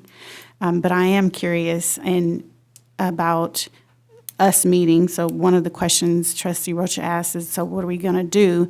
And that really boils down to the district and the board working together, because it's about our priorities and where we want to go. And we have the kind of the authority to say, within a budget, like, where is it that we want to go? So that collaboration is going to be really important for us to have, and I look forward to it because it is a little nerve-wracking. And I know people from even across the country who have, they don't have ESSER funding. The funding is going away due to COVID now being gone. And so it's like, okay, what are we going to do? Yes. We just thank goodness we have more cushion, but I would love for us to have some planning sessions next year to think about where are we going, what is the reality of it, and what do we need to cut, and talk about our priorities in that area. Trustee Hack? I think that is probably the most comprehensive financial review that I've ever had on the school board. Tonight, you hit and we had some questions the board asked, or right to the money. So thank you very much. You're welcome. Thank you. Yeah, and then I just have, a few questions. I think to both Vice President Rocha and Trustee Lathan's point, and this is more of a comment of, finding ways for us to think about what are the things that we value. Are there opportunities to evaluate certain things that we're doing in ways that resonate with both the community, the student experience, and us, and figuring out where we are going to think about when it comes to the experiences of our students.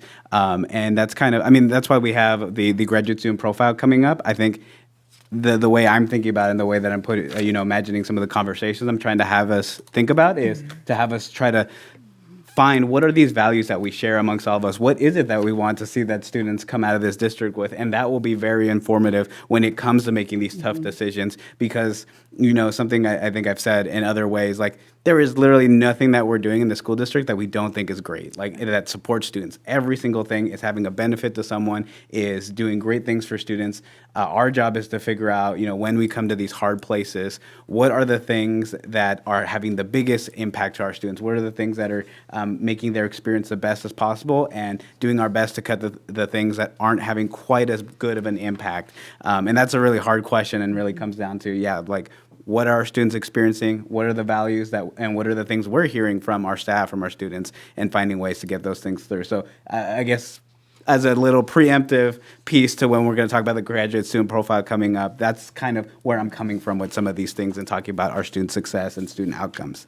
Coming back to the budget, I'm wondering, can you walk me through again how we had that increase in the unduplicated count, and because what led to that big increase there? I would give the kudos to Stephanie and her team for getting more students qualified. So basically, they have to fill out an application, but everybody gets free lunches now. So districts have had a hard time trying to get that number up or back to where it was before COVID, because nobody really has to fill out the application that qualifies them for. So when they qualify for it, it gets certified with CalPADS, and then that's how our numbers increase. Got it. And then do we have any, and I think the answer is probably I have no idea how we would know, how much more students exist out there that aren't being covered in this unduplicated count? Yeah. Because that number that we have up there, nearly 80%, that's higher than where we were at even pre-COVID. We're Yes, 73. yes. We were we Yes. were much lower. Yes, So yes. yeah. Yeah, and I'm not sure how to find out how many qualify that haven't, we don't really have a way to know who qualifies unless they fill out the application, give us the information. Can I ask a follow-up question to that? Yeah. Good. So, and that increase also impacts our Title I funding as well, right? Yes, typically it does. Okay, so there's Yes. two pots of money potentially, because you have the unduplicated count, but then also Yeah. the increase. Yeah. And another way that sometimes will help our unduplicated count is a direct cert from the state. So oftentimes, if they're signed up with state programs, the state will give us a direct certification for those students. So we don't have to have the application for them. So that part could have been increased as well. Got it. And then the other question I had is something like the benefits that we might be getting from the bond measure in terms of improvements to our facilities that normally may have had unexpected repairs or other things, does that get captured in our budget in some kind of way that's able to be kind of seen, or just, are we just looking at the differences that we may be seeing in the future in capital expenditures? So that's a good question, because what I will be looking at is how much money, HVAC is like the easiest one. How much money have we been spending on repairs? Because that will also help us answer the question on which school site might need their HVAC replaced first. That's kind of one of the things that we'll look at, because if we're spending a lot of money on maintenance on a specific school site, then if we repair it, we won't have that expense. So technically, it will help the budget because we won't be spending the money on the maintenance and the repairs, because they'll have a new units, so to speak. So I'm going to be doing that with, I've kind of already been talking with maintenance about trying to get the list of who's, by looking at the expenditures that we've done the last 2 years is really what I'm going to go by, and look at all of our HVAC repairs. We have, I think, 3 HVAC employees that directly know.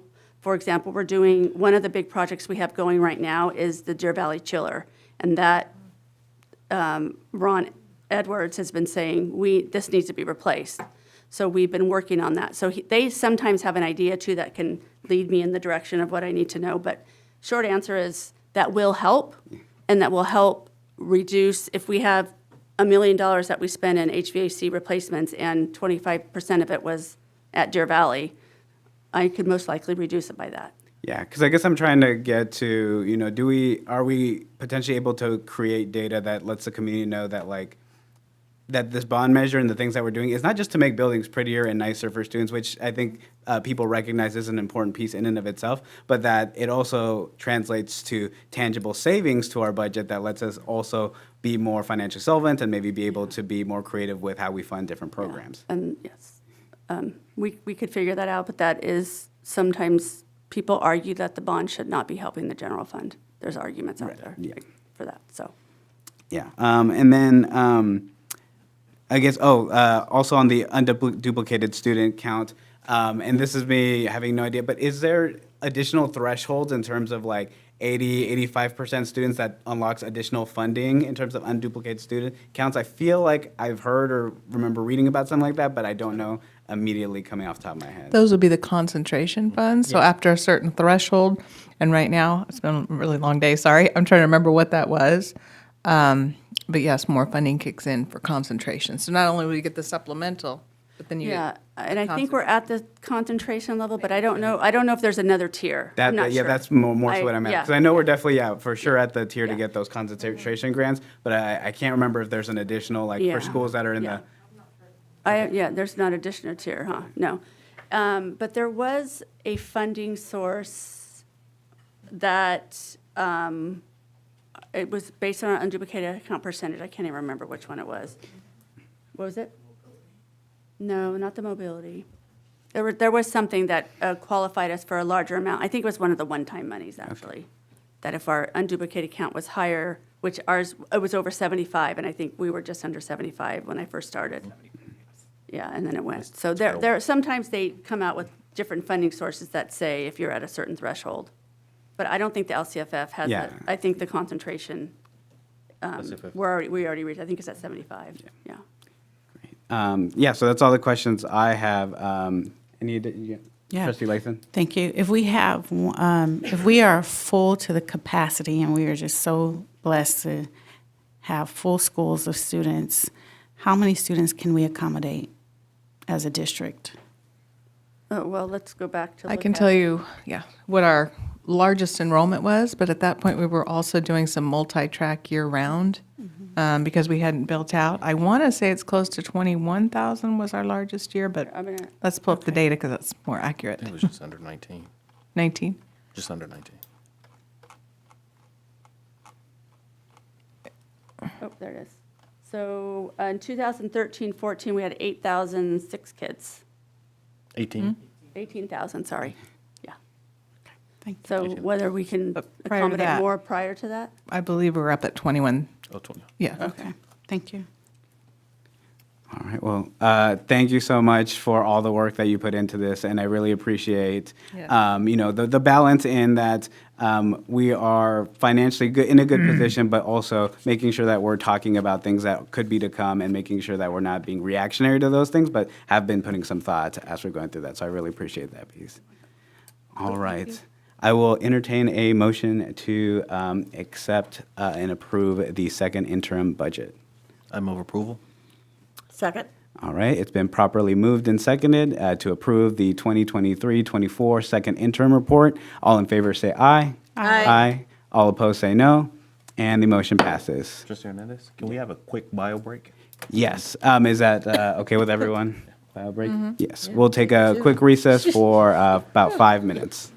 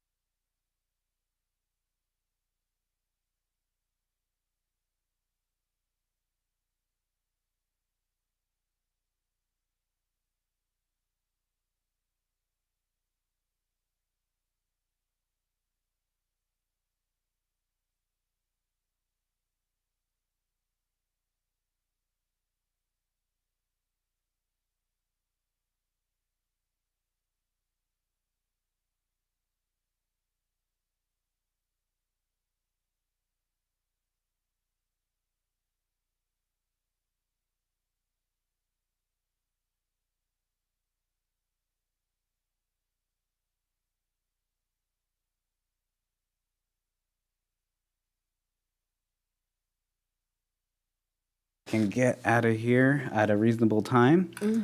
So I'll go ahead and call the meeting back to order at 9:35. Maya, can you reestablish the quorum? Trustee Hack? I am here. Trustee Lathan? Here. Trustee Lewis? Here. Vice President Rocha? Here. President Hernandez? Here. All right, we are on item 12, items for information, discussion, and action by board. First, we have the graduate profile. So I think what would be really great is, Superintendent, if you're able to provide as much context as you have on like, when was this like first developed, or when's the last time we looked at it, and like who was part of that project? Just any context that you're able to provide about how this graduate profile came to be.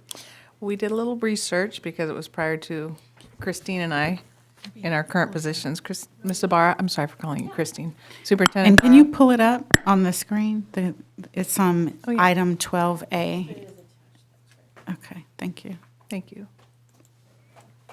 So the graduate profiles, when I did a little bit more digging, not just specific to Antioch, but just kind of across the U.S., it was back in 2014 is when that initiative and talk occurred. And at that time, in learning more about the history specific to Antioch, we had a committee of a number of people representing all of the schools, teachers at the schools, administrators, including some community partners.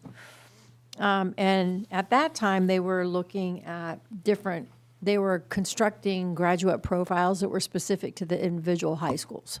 So Dozier Libby had one, Antioch High had one, Deer Valley had one. And at that time, Director of Secondary Mike Santos, I think, was working with the team and that committee to create a joint district-wide profile. And so that was in the 2016-2017 school year is when that work occurred. And then they kind of put that into motion. And then in 2017, so kind of simultaneously, is when the dashboard began, the California dashboard. And the dashboard included a lot of the same elements in terms of metrics and measurement. And so that's where they pulled from the college and career, all those indicators, grad weight, A to G, all the things that we were also grabbing centrally, like CTE, the career technical education completers, A to G and CTE completers, and all of those things.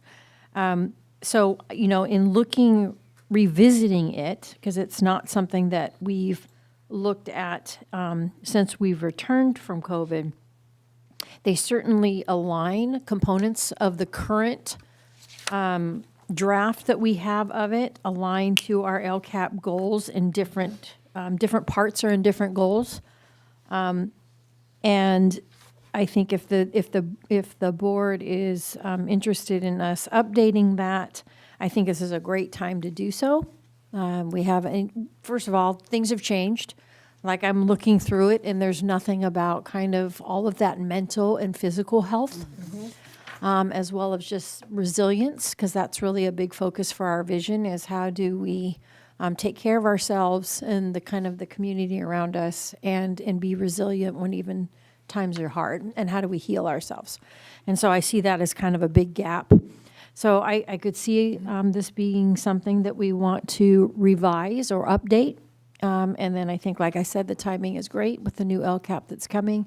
We are shifting, at least at this point in time, we are looking at our goals, because there's 3 different types of goals that will be in the new LCAP. That's different from what it's been.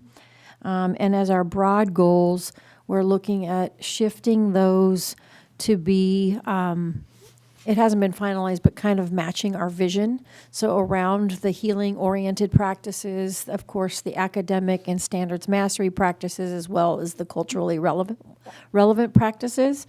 And I think it would, like I said, I think it would be a good time. And we're also weaving in, although we haven't seen the final report yet from NCUST, we want there are 3 broad areas to be kind of pulled into it as well. So that's what I know and what we're up to do. Yeah, Support. that's I think a perfect intro, because I think to frame what I'm hoping that we accomplish kind of in this discussion is what kinds of things are we seeing missing here, and maybe if we have any thoughts on what that process or what parts of the process could look like of incorporating those things. Some of the things that I think about is how can we get more community input into this thing, and making sure that parents, students, and anyone that wants to have a say has some way of having a say. I think similar to the way that we did like the Padlet, I think for a lot of things may be a good avenue to maybe look at this, for example. So if anyone has thoughts or ideas, maybe a town hall or something, but just some way, avenue of making sure that we kind of incorporate some of those pieces. And then I guess to kind of kick off the conversation, I think, two of the things that I had noted down, one that Christine pointed out, is I think there's like a happy and healthy component that's like missing here that I think aligns with a lot of things that we've been doing and a lot of what we hope that our students come out of the school district feeling, that they are happy, that they are healthy, in addition to being able to pursue these careers. And I think there's a good amount to update to this section here that says cultural competence. I think moving towards something like potentially cultural humility could be a better place of making sure that we're more aligned with the language that we use to talk about these things, and making sure that we're equipping the students with the right skills. Because for example, some people talk about cultural competence as being like the set of knowledge that you have about different cultures, whereas maybe what we want to move towards is something that is more like cultural humility, the idea that like we're never going to perfectly understand each other, but coming in with a place of always wanting to learn, of always wanting to continue to grow in that piece, may be a better framing of what we hope for students.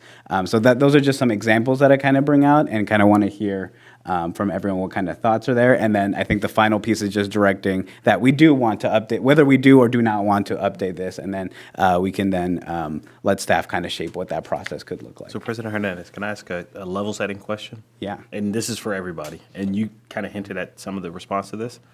So just for the public consumption, and we're all on the same page, the graduate profile is based on the experiences going through AUSD, this person going out into the community will have these traits. Is that a correct description? Yeah. Like if we had to say like, this is a model AUSD student that we hope every single student has all these skills, abilities, experience when they leave and graduate from our school district, this is how we would describe that student. Mm-hmm. Do you have any thoughts on ways that we need to update this, whether we should update this? Well, I mean, I'm a bit of a research nerd. And to your earlier point, President Hernandez, around getting community input, I think there's a couple different pieces that we probably want to consider. Getting the information out in whatever capacity, whether that's through a survey, whether that's through interviews, town hall, like you mentioned, but getting some level of community input, because the thing that is often overlooked, once a person goes through AUSD, they're a citizen in the community, right? So now one of the underlying questions in this profile is, what are the traits of a citizen of Antioch do we want to create? So we're informing that. And so to get to that, I think we need to have a broader conversation with the city and residents here to determine, because again, to your earlier point, I may say cultural competence and say, you know what, I know about African American culture. I know about, being a teenager. Cultural humility is definitely a different way to look at that, right? Because now I've been 18, but I've never been 18 during a pandemic. So, getting at some of those pieces and being able to sort of clearly define what they mean, not only as a board, but also as a community, would be an important first step, in my opinion. Other thoughts? I think the student that came spoke highly about the things that they were doing. Mm-hmm. And they clearly mentioned some of the things that you're talking about. I was trying to find exactly what they said. It seems like there was something that she said that brought, that I know she said it, and I was trying to figure out, it was something that caught my ear about the qualifications that they have, and what they have come out of, or how they approach their school and how they think that they're, I don't know what it was. I'll have to look at it again. Would it be helpful, if this is the direction the board wants to go in, if we do a couple of things. I like the idea of the Padlet. I like having, we have a number of community meetings, especially with the LCAP coming up, that we solicit from our DLACs, our ELACs, our school site council, and we bring those results, sort of like we did with the bond, to share with the board, and then they can coalesce maybe up to which ones are resonating with them. I'm open to however. Yes, so I'm familiar with like the process for a graduate, profile of a graduate, and it typically takes a while to create, right? So it's not a come back in 2 meetings and you'll have it. Right. In fact, if you do that, I would be really nervous because it's a lot that goes into it. We don't have to do the whole year-long process, but there are organizations who do it, and some county offices are now leading districts through it. I know San Diego County is, Office of Ed is. But what I love is that we have multiple forms of data now, right? So we have our equity audits, we have the school dashboard data, and probably any other data that we need to start collecting. I love the idea of like empathy interviews or talking with students and families and teachers and staff, but also like the business community. To your point, Trustee Lewis, it's what are we preparing our students for? There's a famous quote, I don't remember who said it, that we're preparing kids for a future that we don't know. And of course, we don't know the future, but we're actually preparing them for jobs that don't even exist. That was the quote. We're preparing kids for jobs that don't even exist. And so, but the business community, tech communities, health communities, they know kind of where we're going somewhat. And so we can possibly help shape that. In my mind is how do we help kids be creative, to create their own jobs, to be prepared for jobs that don't exist. And that's a different level of thinking from the research I've done that we've experienced. Like Trustee Lewis said, we've been 18, but we've never been 18 in a pandemic. That's a whole different thing that they, experience that our students had. So I'm just thinking about data and really taking our time, not to drag our feet, that's not the point, but to have a clear way and process that we're gathering information and then checking in with the board. So to me, it would be helpful if you all came up with a process or reached out to an organization. I want to say it's Panorama or something like that that created the actual profile of a graduate. I always go to the people who create stuff to figure out how did they do it and can they help us do it? Or you all might feel like you have the capacity to actually lead it on your own, on our own. That's fine too. But that would be my take is to maybe it could be one of our goals. And then this is a process that we go through for the year and check in. Or some board members might say, no, we want this in 3 months. I think we have to come to an agreement about what we want to do and how to do it and how to be best supportive of the staff so they don't feel stressed out writing the new LCAP, looking at 24 equity audits, like all these things. Like how do we help so that it's coherent and all together and doesn't feel fragmented? Yeah, no, and I think I agree with that wholeheartedly. That I don't think there's any reason to rush this. I think like Christine said, that like there's so many things going on right now that I think this is I believe it's a great way to make sure that we still center our students in all of these different things. Because we are, and the things that we're doing around the LCAP and the equity audits do have the student perspective in there. It just, it's so easy for that to get lost when we're talking about all these different things. And I think this is a good thing that I'd like to kind of add for us to continue to consider as we're having these LCAP meetings to make sure that at the end of all this process, we have something that says this is how we're thinking about students. So I agree. I'm not saying that we need to rush this, that this needs to be like our top priority that we put at the front of everything. But I think it would be a missed opportunity to let this go by without looking and trying to update this. If you don't mind me asking a quick question, what would be helpful, not that we have to answer it tonight, but what would be your hope for this profile?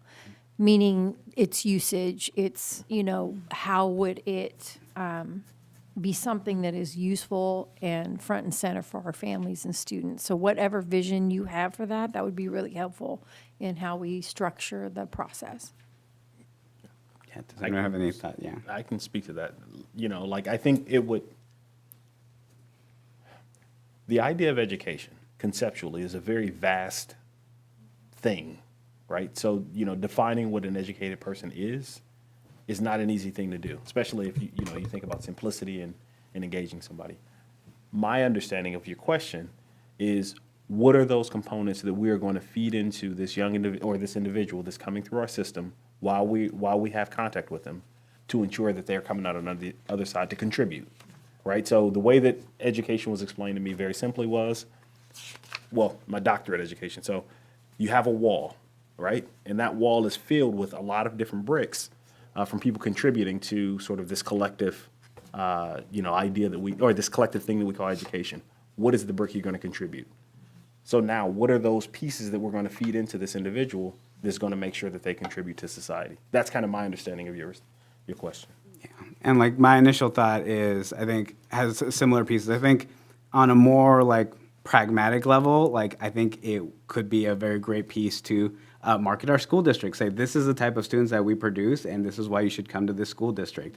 But on the more I guess like values-based pieces, when we talk to parents about their kids, we say we're going to get them a great education, and this answers the question of what does that mean? Like, this is our promise to you. This is what we're trying to build for your child. This is what we think that the skills and things that we want them to have, so that they know what they should be expecting and what we should be kind of growing towards. Yeah, I love the word promise. I think it's so important that we do promise parents certain things. Like we are going to give your child is going to get a quality education here that is top notch. And so I think this could definitely help with that, sharing information with the families, and also give teachers and staff a target, right? So it's one thing to have the LCAP or the school site plans that are long and filled with a lot of information, and a lot of families and staff technically don't read that stuff, right? But it's another thing to give someone a page or two to say, this is what we want, right? This is what you want. This is what the community said we want for our kids. And I think how powerful that could be, and especially if we always reference it, principals reference it, teachers, and they know, like, this is it. Right. I also believe in working documents. So, having something and coming back to review it in a year or so after we have it, like, where are we? Having metrics towards it, like having constant, continuous improvement around it, and then also changing course when we think this isn't actually, we thought this was the mark, but we're now realizing that there's another way to go. So, just being flexible with it, but just really having a target for everyone when they come in our district, and for us to be able to live up to that promise. And I think the other piece I don't want to forget to mention, because it's kind of the whole point of this, right, is now we also have a vision for our students to be like, this is who you're going to be. Like, and because it's so hard sometimes for students to imagine, why am I doing all these things? Why am I learning these different things in classes? And then, some of the best moments I know that many of you have seen in education is when a student says, like, oh, I never imagined that I was going to be, speaking in front of these people. I never imagined that I was going to write a 5-page essay. I never thought that I could finish an entire book. And this kind of like gets them to envision, what is it that I could be, in a way that I think hopefully is inspiring and gets them to want to invest in their education and see it as valuable. Because I think it can be so hard to see that when to people, and I'll talk about this a little bit later too. Like I was reading to some like kids at Orchard Park School, and it was second graders, and they asked me about studying to be a doctor, and they're like, how long does that take? And so we like put together like all the time, and they're like, oh my God, that's forever. And like, even when I was like, well, first you have to graduate high school, and that's going to take, 10 more years. They're like, 10 years. Like, so it's so hard for them to see, like, where are they headed sometimes, and this may be a way to help make that a little bit easier for students to see, like, why it is that we do all these things that we do. My adding to it, I found what it is that I was looking at, is that civic involvement, civic engagement. I mean, you have critical thinking, but we want our people to also be involved in their own community. And I don't know if we touch that at all. But it says here, a seal of civic engagement application. So I think this is, one of the things that we can talk about forever and ever. But I think it sounds like we're all in agreement that we want to update this and incorporate into some of the practices that we're doing right now around like the LCAP and things like that. I just have one more comment. Yes. Okay. Based on what Vice President Rocha just said, Jeff Duncan Andrade is a professor at San Francisco State University, and he is also an author. And one thing he talks about is we often work with kids in communities like ours, Black and brown, multilingual learners. We don't have like an extremely wealthy population necessarily in our community. And he says a lot of times we think about education in terms of we're going to educate kids so they can leave their community. He was like, why not educate kids so they can stay in their community and continue to make it better? And that's when I think about civic engagement. You didn't say for them to leave. You said for them to make their community to better. understand their community. Yeah, and make it better. Yeah. Whatever Shape that it. looks like for them. So, anyway. Oh. Okay. I worked with him before. He's awesome. Okay, all right. So it sounds like there's an interest by at least a consensus of the board to revise this. Yeah, we can go ahead and develop a process and a timeline. We'll bring that back. We'll share that with you all, and you can provide your input into that. Like some of you might feel, as Dr. Lathan said, that, maybe this is too fast.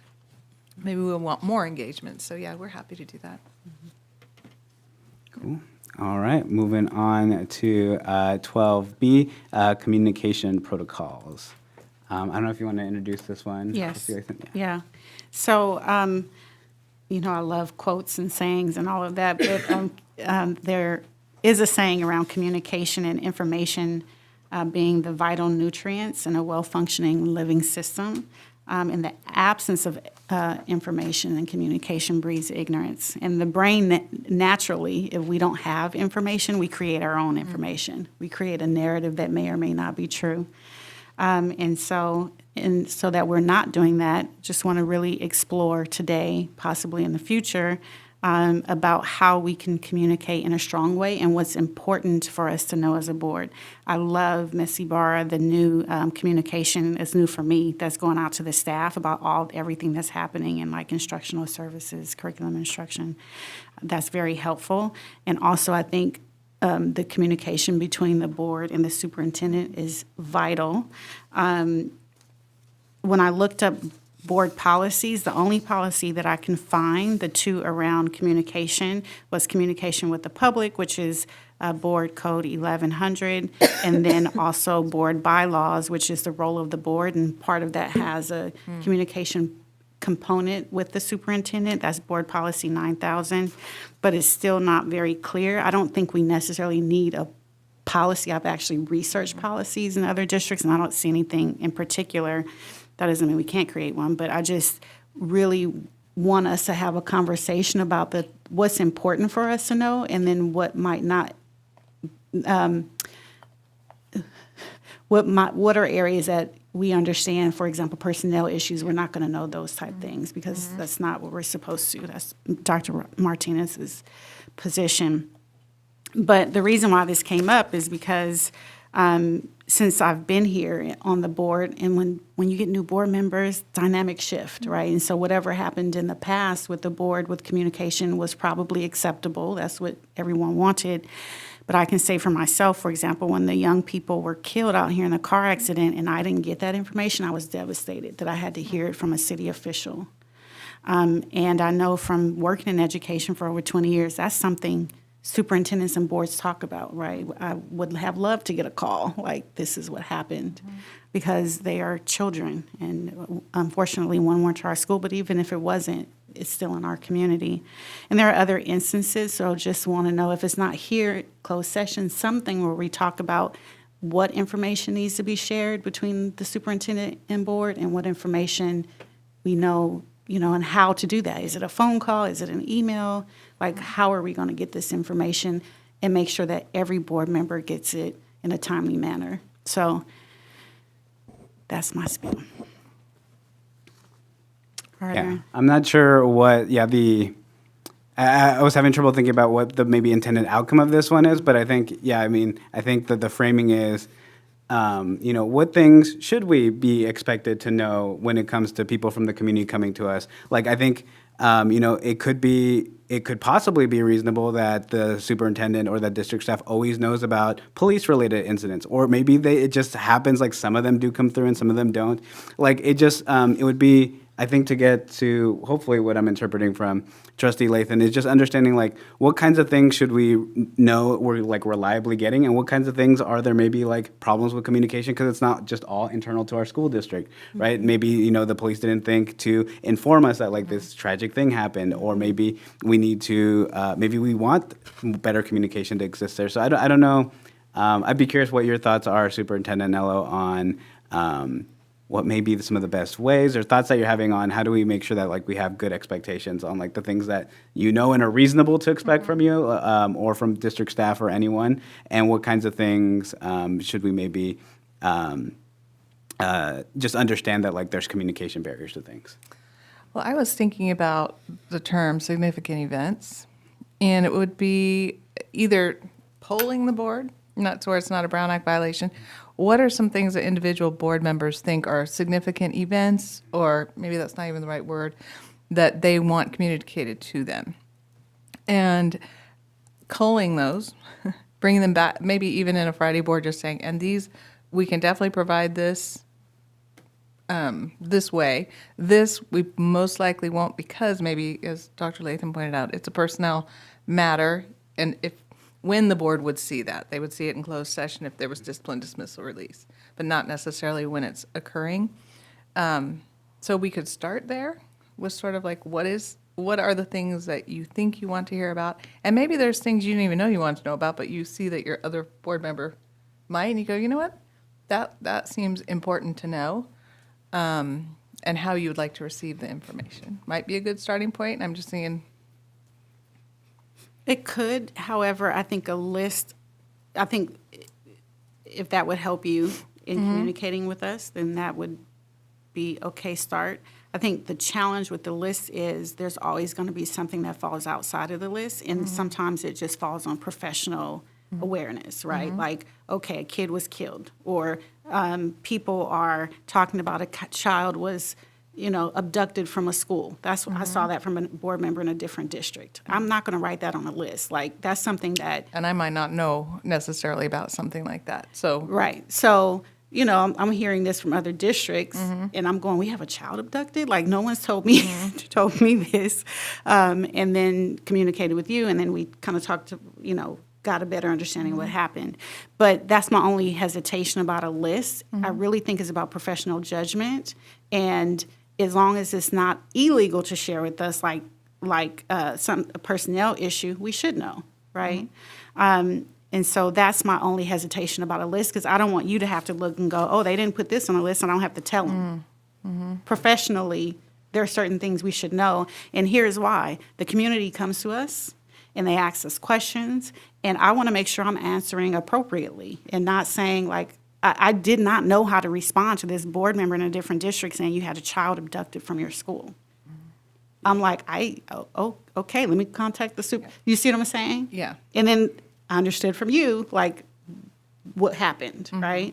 But those are just the kinds of things that might not be on a list. And I think that when we talk about communication, it goes both ways, because until you saw the Facebook posting or talked to a board member, I didn't have it on my radar that someone was posting these things to look into. So Yeah. that was super helpful when you brought that forward. But I'd like to think I know a lot of things that are happening, but inevitably sometimes you're going to hear it first, and I appreciate knowing Yeah. that. So then I think you talked about it too. Then it's communication broader than that, right? So maybe this is a symptom of a broader issue of communication practices throughout the district, because if you didn't know that, the principal knew, right? And so then you should know, or Christine should know, and then you should, like, there are certain things that are emergencies that we need to know. And so it sounds like a broader communications challenge that needs to have some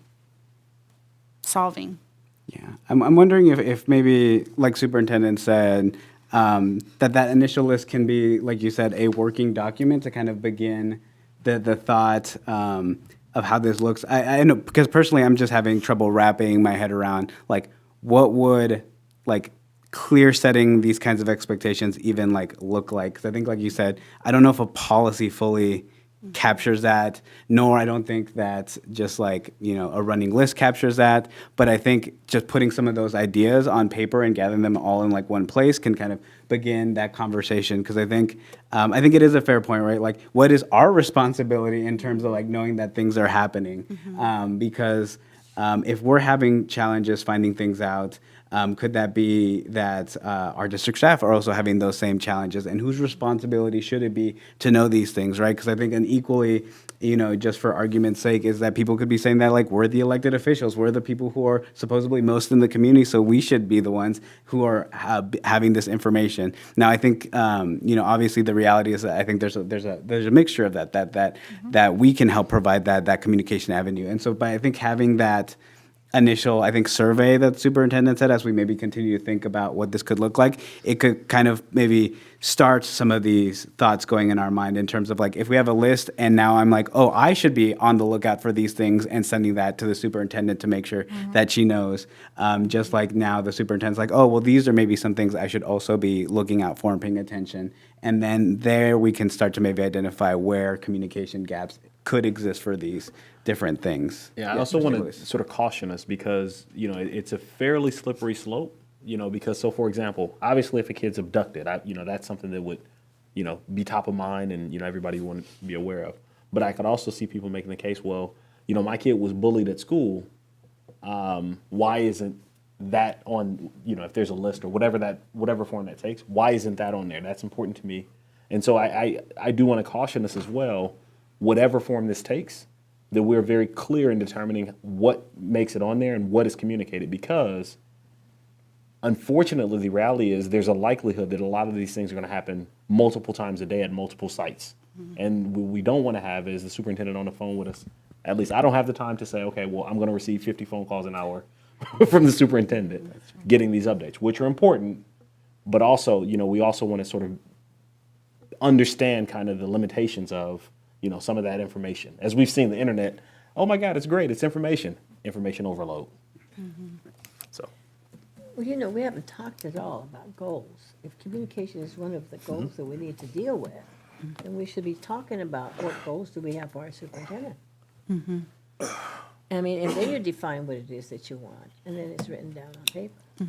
Yeah. I know that I've been happy with the communication she gives us when she tells us of what's going on in the schools, and parent letters have been sent out to parents, and this is what's, you know, what has happened in that particular school. So I'm aware of that. I don't know that I was aware. I mean, I knew of the accident, but I wasn't aware of the somebody being taken or anything like that. I agree with you, and that's something that Trustee President Hernandez and I and the superintendent are going to work on in terms of bringing back possible goals from the Equity Audit Committee once we have that. So, and part of the audit is around leadership. That's the fourth area, and communication could possibly be there. So we'll see when it comes out. But this isn't to, please know, this isn't to blast anyone or to make anyone feel bad. I really think it's just a culture shift in what the possible expectations are around communication. And then I appreciate your point around, well, maybe people don't know certain things. And so if we do hear, we should share. And I try to do my best at doing that. Yeah, so thank you for that. So I'm wondering, I guess, for like moving us forward, does the superintendent's suggestion make sense, or as a good first step? And as we kind of like think about that, we can, you know, always bring this back to discuss further, or, you know, see what kinds of insights we gain just from this initial, like, what kinds of things do we want to hear? Does that sound like a good step for consensus? Yes. Can I also, I know that other districts have board protocols that encapsulate this. I could research that a little and provide it to, they codify it in their governance handbook, which I know at some point the district was moving towards, and we've taken a few steps back forward. But that would be a good place to codify, I think, because we're not going to be on the board forever. I mean, you might, I won't be here forever. It would be nice to have it codified for, and to review, is this still who we are as a board? Because the board is constantly changing too. I think that's a really good idea to have it in the board handbook.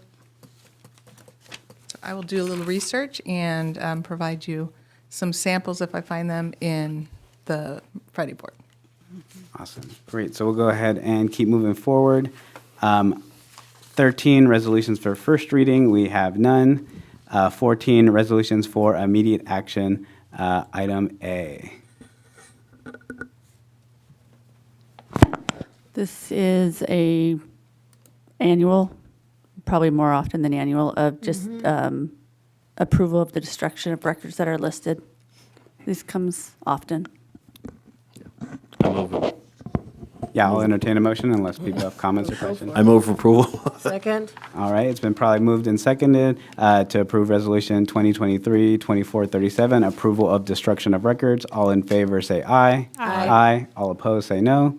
And the motion passes. Moving on to 14B, Resolution 2023-2438, authorizing instructors to teach outside of credential authorization for the 2023-24 school year. Yes, this authorization is simply allowing one of our English teachers to work with a home and hospital student. And so this is for the remainder of the school year so that they're working in an area specifically at Live Oak High School where the person is employed serving a home and hospital student. Yeah, I have a question. Is it closely aligned to their credential area of focus? Yes, it is. Again, this is a fully credentialed English teacher who will be working with that student who needs home services. Great. So it's been moved by Trustee Hack to approve. Is there a second? Second. All right, it's been moved and seconded. All in favor, say aye. Aye. All opposed, say no. And the motion passes. Moving on to 15, resolutions for second reading and actions. There are none. Moving on to 16, board policies for first reading. There are none. Moving on to 17, board policies for second reading and action.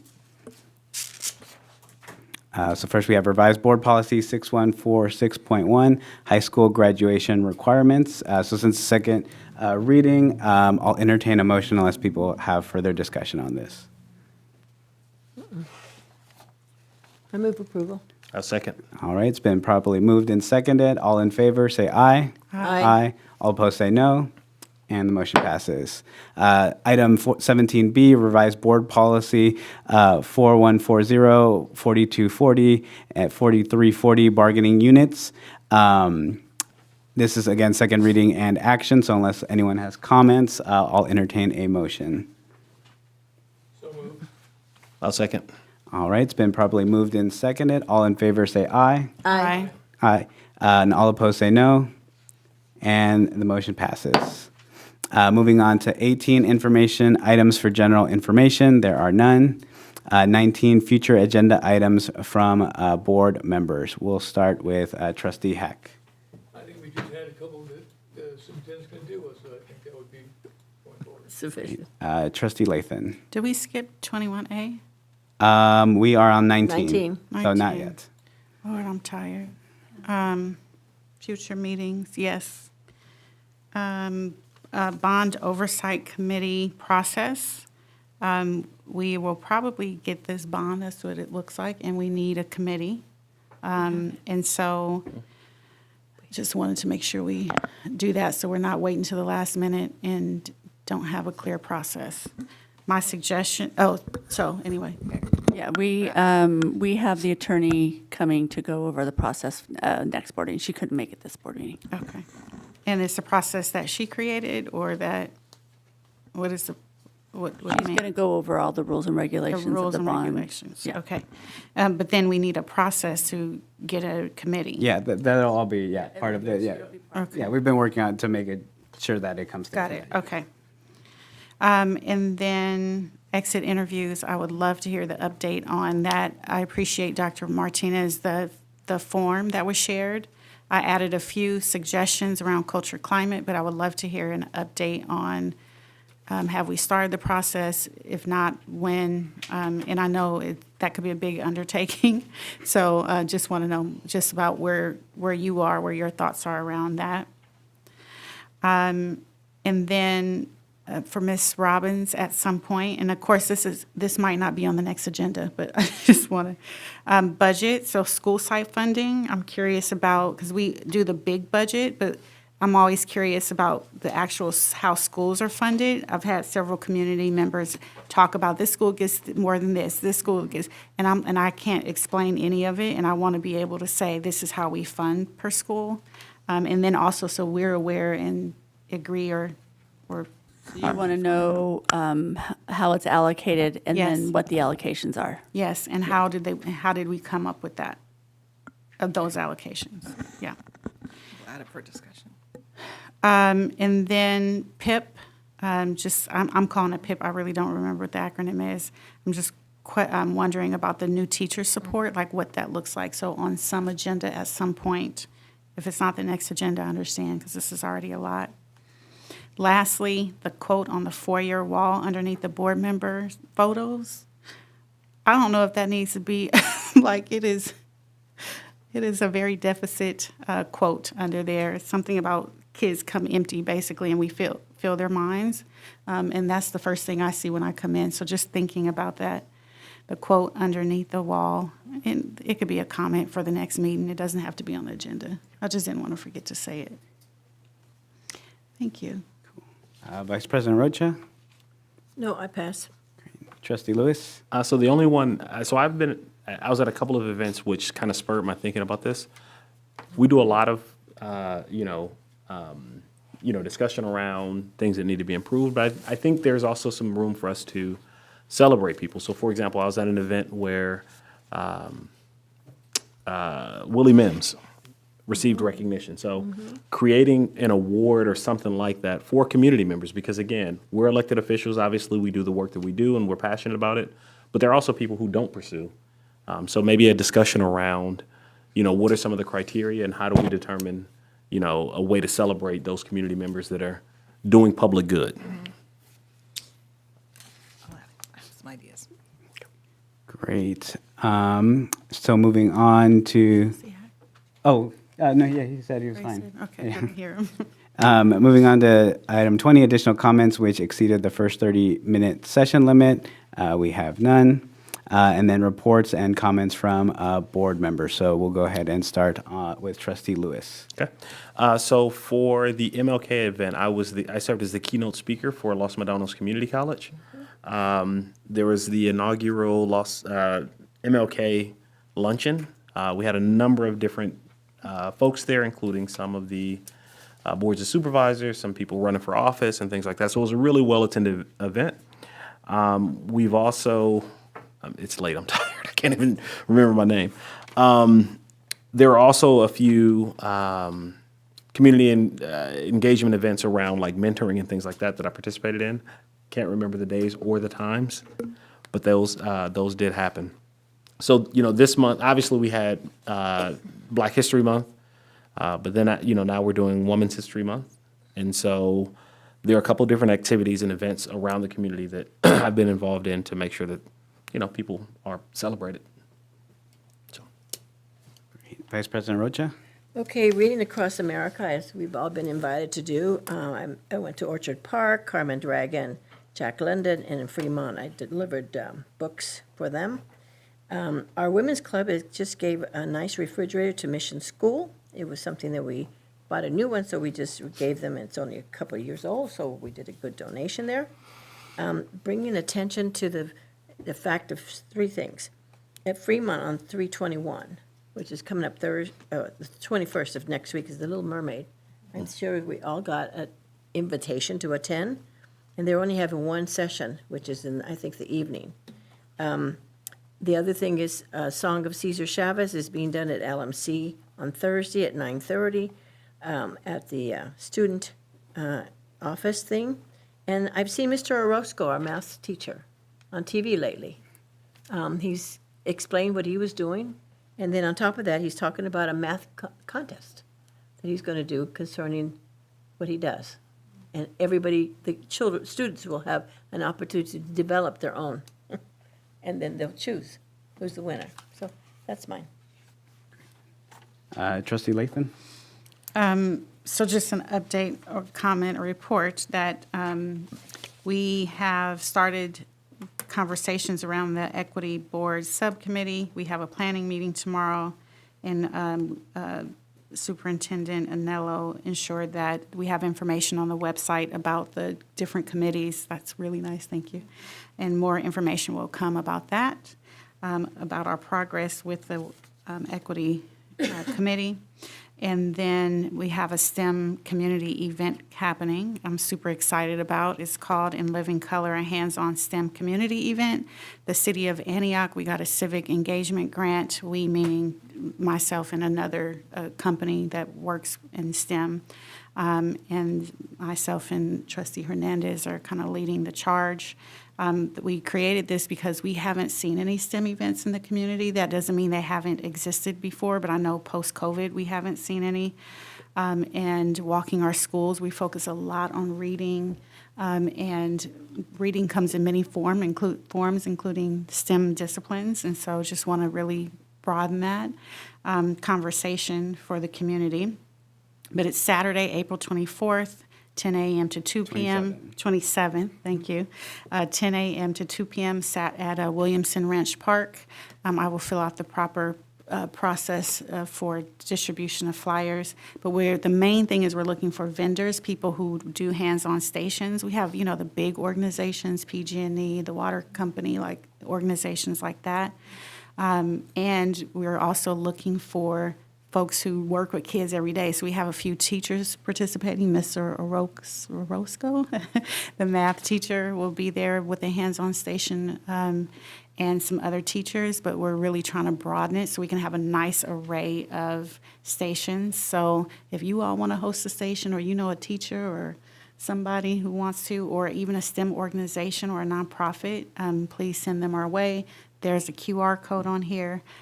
So that they can apply to be host a station. Teachers and staff get priority because they work with kids, and I want to make sure that everybody is safe, and I know they're safe people.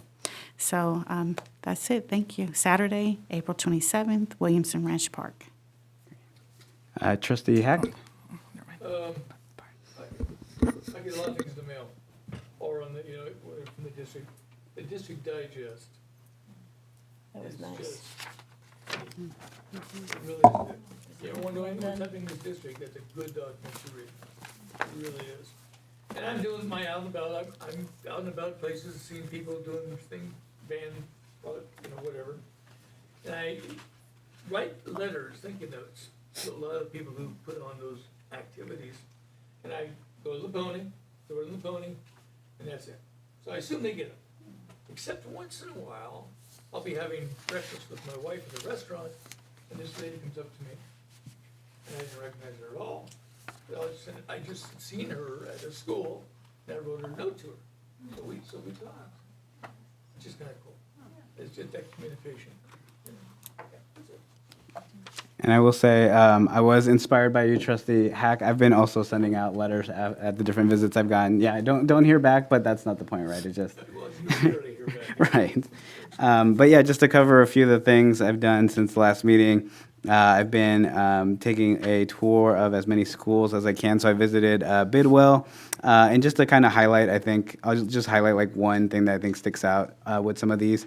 I got shown around the school by a student, and I asked them, like, what can make your school experience better? And the thing that she said first and foremost was, I'd like a water bottle filling station, which I thought was like so great because that's what I want to provide for students. So usually students have all these other very great ideas, but it's so rare that like it aligns with like the more or less fun and glamorous things that I think kids and students usually think about first. So it was nice to see that alignment there. So it'd be great to maybe have a discussion down the line, especially now that the bond has passed, to see if there's opportunities to look at what hydration looks like across our school sites.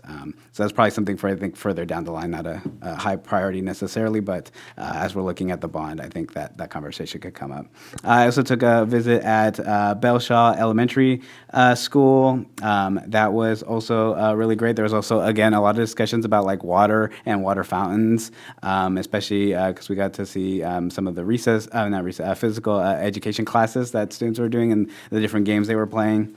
As I mentioned before, I went to Orchard Park and I read to several of the classrooms there. And, you know, similar to what I do here, like I brought some of the books that I had and then I leave them there in the classroom. And it's so great because the kids, like, they know that they got this book read to them, so they like are attracted to the book immediately afterwards. Like I had a book, one of the ones that I've shared here in the past called In My Heart, that has a bunch of like little cutouts of the heart, and they all absolutely wanted to touch it. And I let a few of them touch it, but I'm also like, here, I'm giving this to you all and to the teacher, and you all can touch it whenever your teacher says that it's fine to play with that book and to read that book. So I have plenty of books. If anyone listening, any of our staff want me to come along and do some reading, you all can keep the books. I'm trying to get rid of them and make sure they get into the hands of more students. I also visited Antioch Middle School, which is where I went to middle school. And I can't remember if the superintendent, if you were vice principal or principal at the time when I was there. Yeah, there it goes. But it was so great to be back. And I think one of the things that stood out to me that they're doing especially great is restorative justice and community circles. I think the staff there that are doing that are modeling it. I think they're finding opportunities to do it in a non-reactionary way. So I think all of our school sites are, doing things to implement this, but I think they're doing some of the, I think, most advanced things to make sure it's part of the culture of the school. So I think that was really cool to see. And then lastly, I think to Trustee Lewis's point, I went to the city's Black History Month closing event where the mayor gave out the key to the city to several people, including people that I think have had a big impact on education. People like Willie Mims, who for a long time was the education chair of the East County NAACP and frequently came to the school board meetings and shared opinions about how we can improve education for students of color and in particular for Black students. We also saw Shaman Wright get honored. He's the person that runs the Bridge Builders program that benefits a lot of our students here. So it's great to see people that are contributing to our district also be honored and celebrated. So I'm glad you brought up that point, Trustee Lewis. So lastly, I'll just quickly share the book that I brought for today. It's called Why Not You, and it's by Sierra and Russell Wilson. Yes, the football player, Russell Wilson. And I thought it was just a great book. I had such a hard time choosing the book because I wanted something that I think captured at least my perspective, which is a less important perspective for Women's History Month, that I think when I hear about Women's History Month, I think about how often that we place people into different roles that we expect of them, and people often have a hard time breaking out of those roles. And I think this book really highlights, like, why not you? When you're thinking about these great things that could be happening, these different places and opportunities that people have, we often think, well, I'm this or I'm that, or I fit in this category, so that not me. But I think the question that we can ask ourselves and that students can ask themselves more often is, why not them? Why can't they be the next person that changes the world? Why can't they be the next person that cures a disease? Why can't they be the first person in their family to become a surgeon, to go into different things that maybe they didn't think were possible. So I think it's a great read and always like such great artwork. So I think I will end there. Future meetings, April 10th and May 8th. And item 23, adjournment. I will move entertain approval. a motion to adjourn. So there's a motion and a second. All in favor say aye. Aye. All opposed say no. And the motion passes. Thank you, everybody.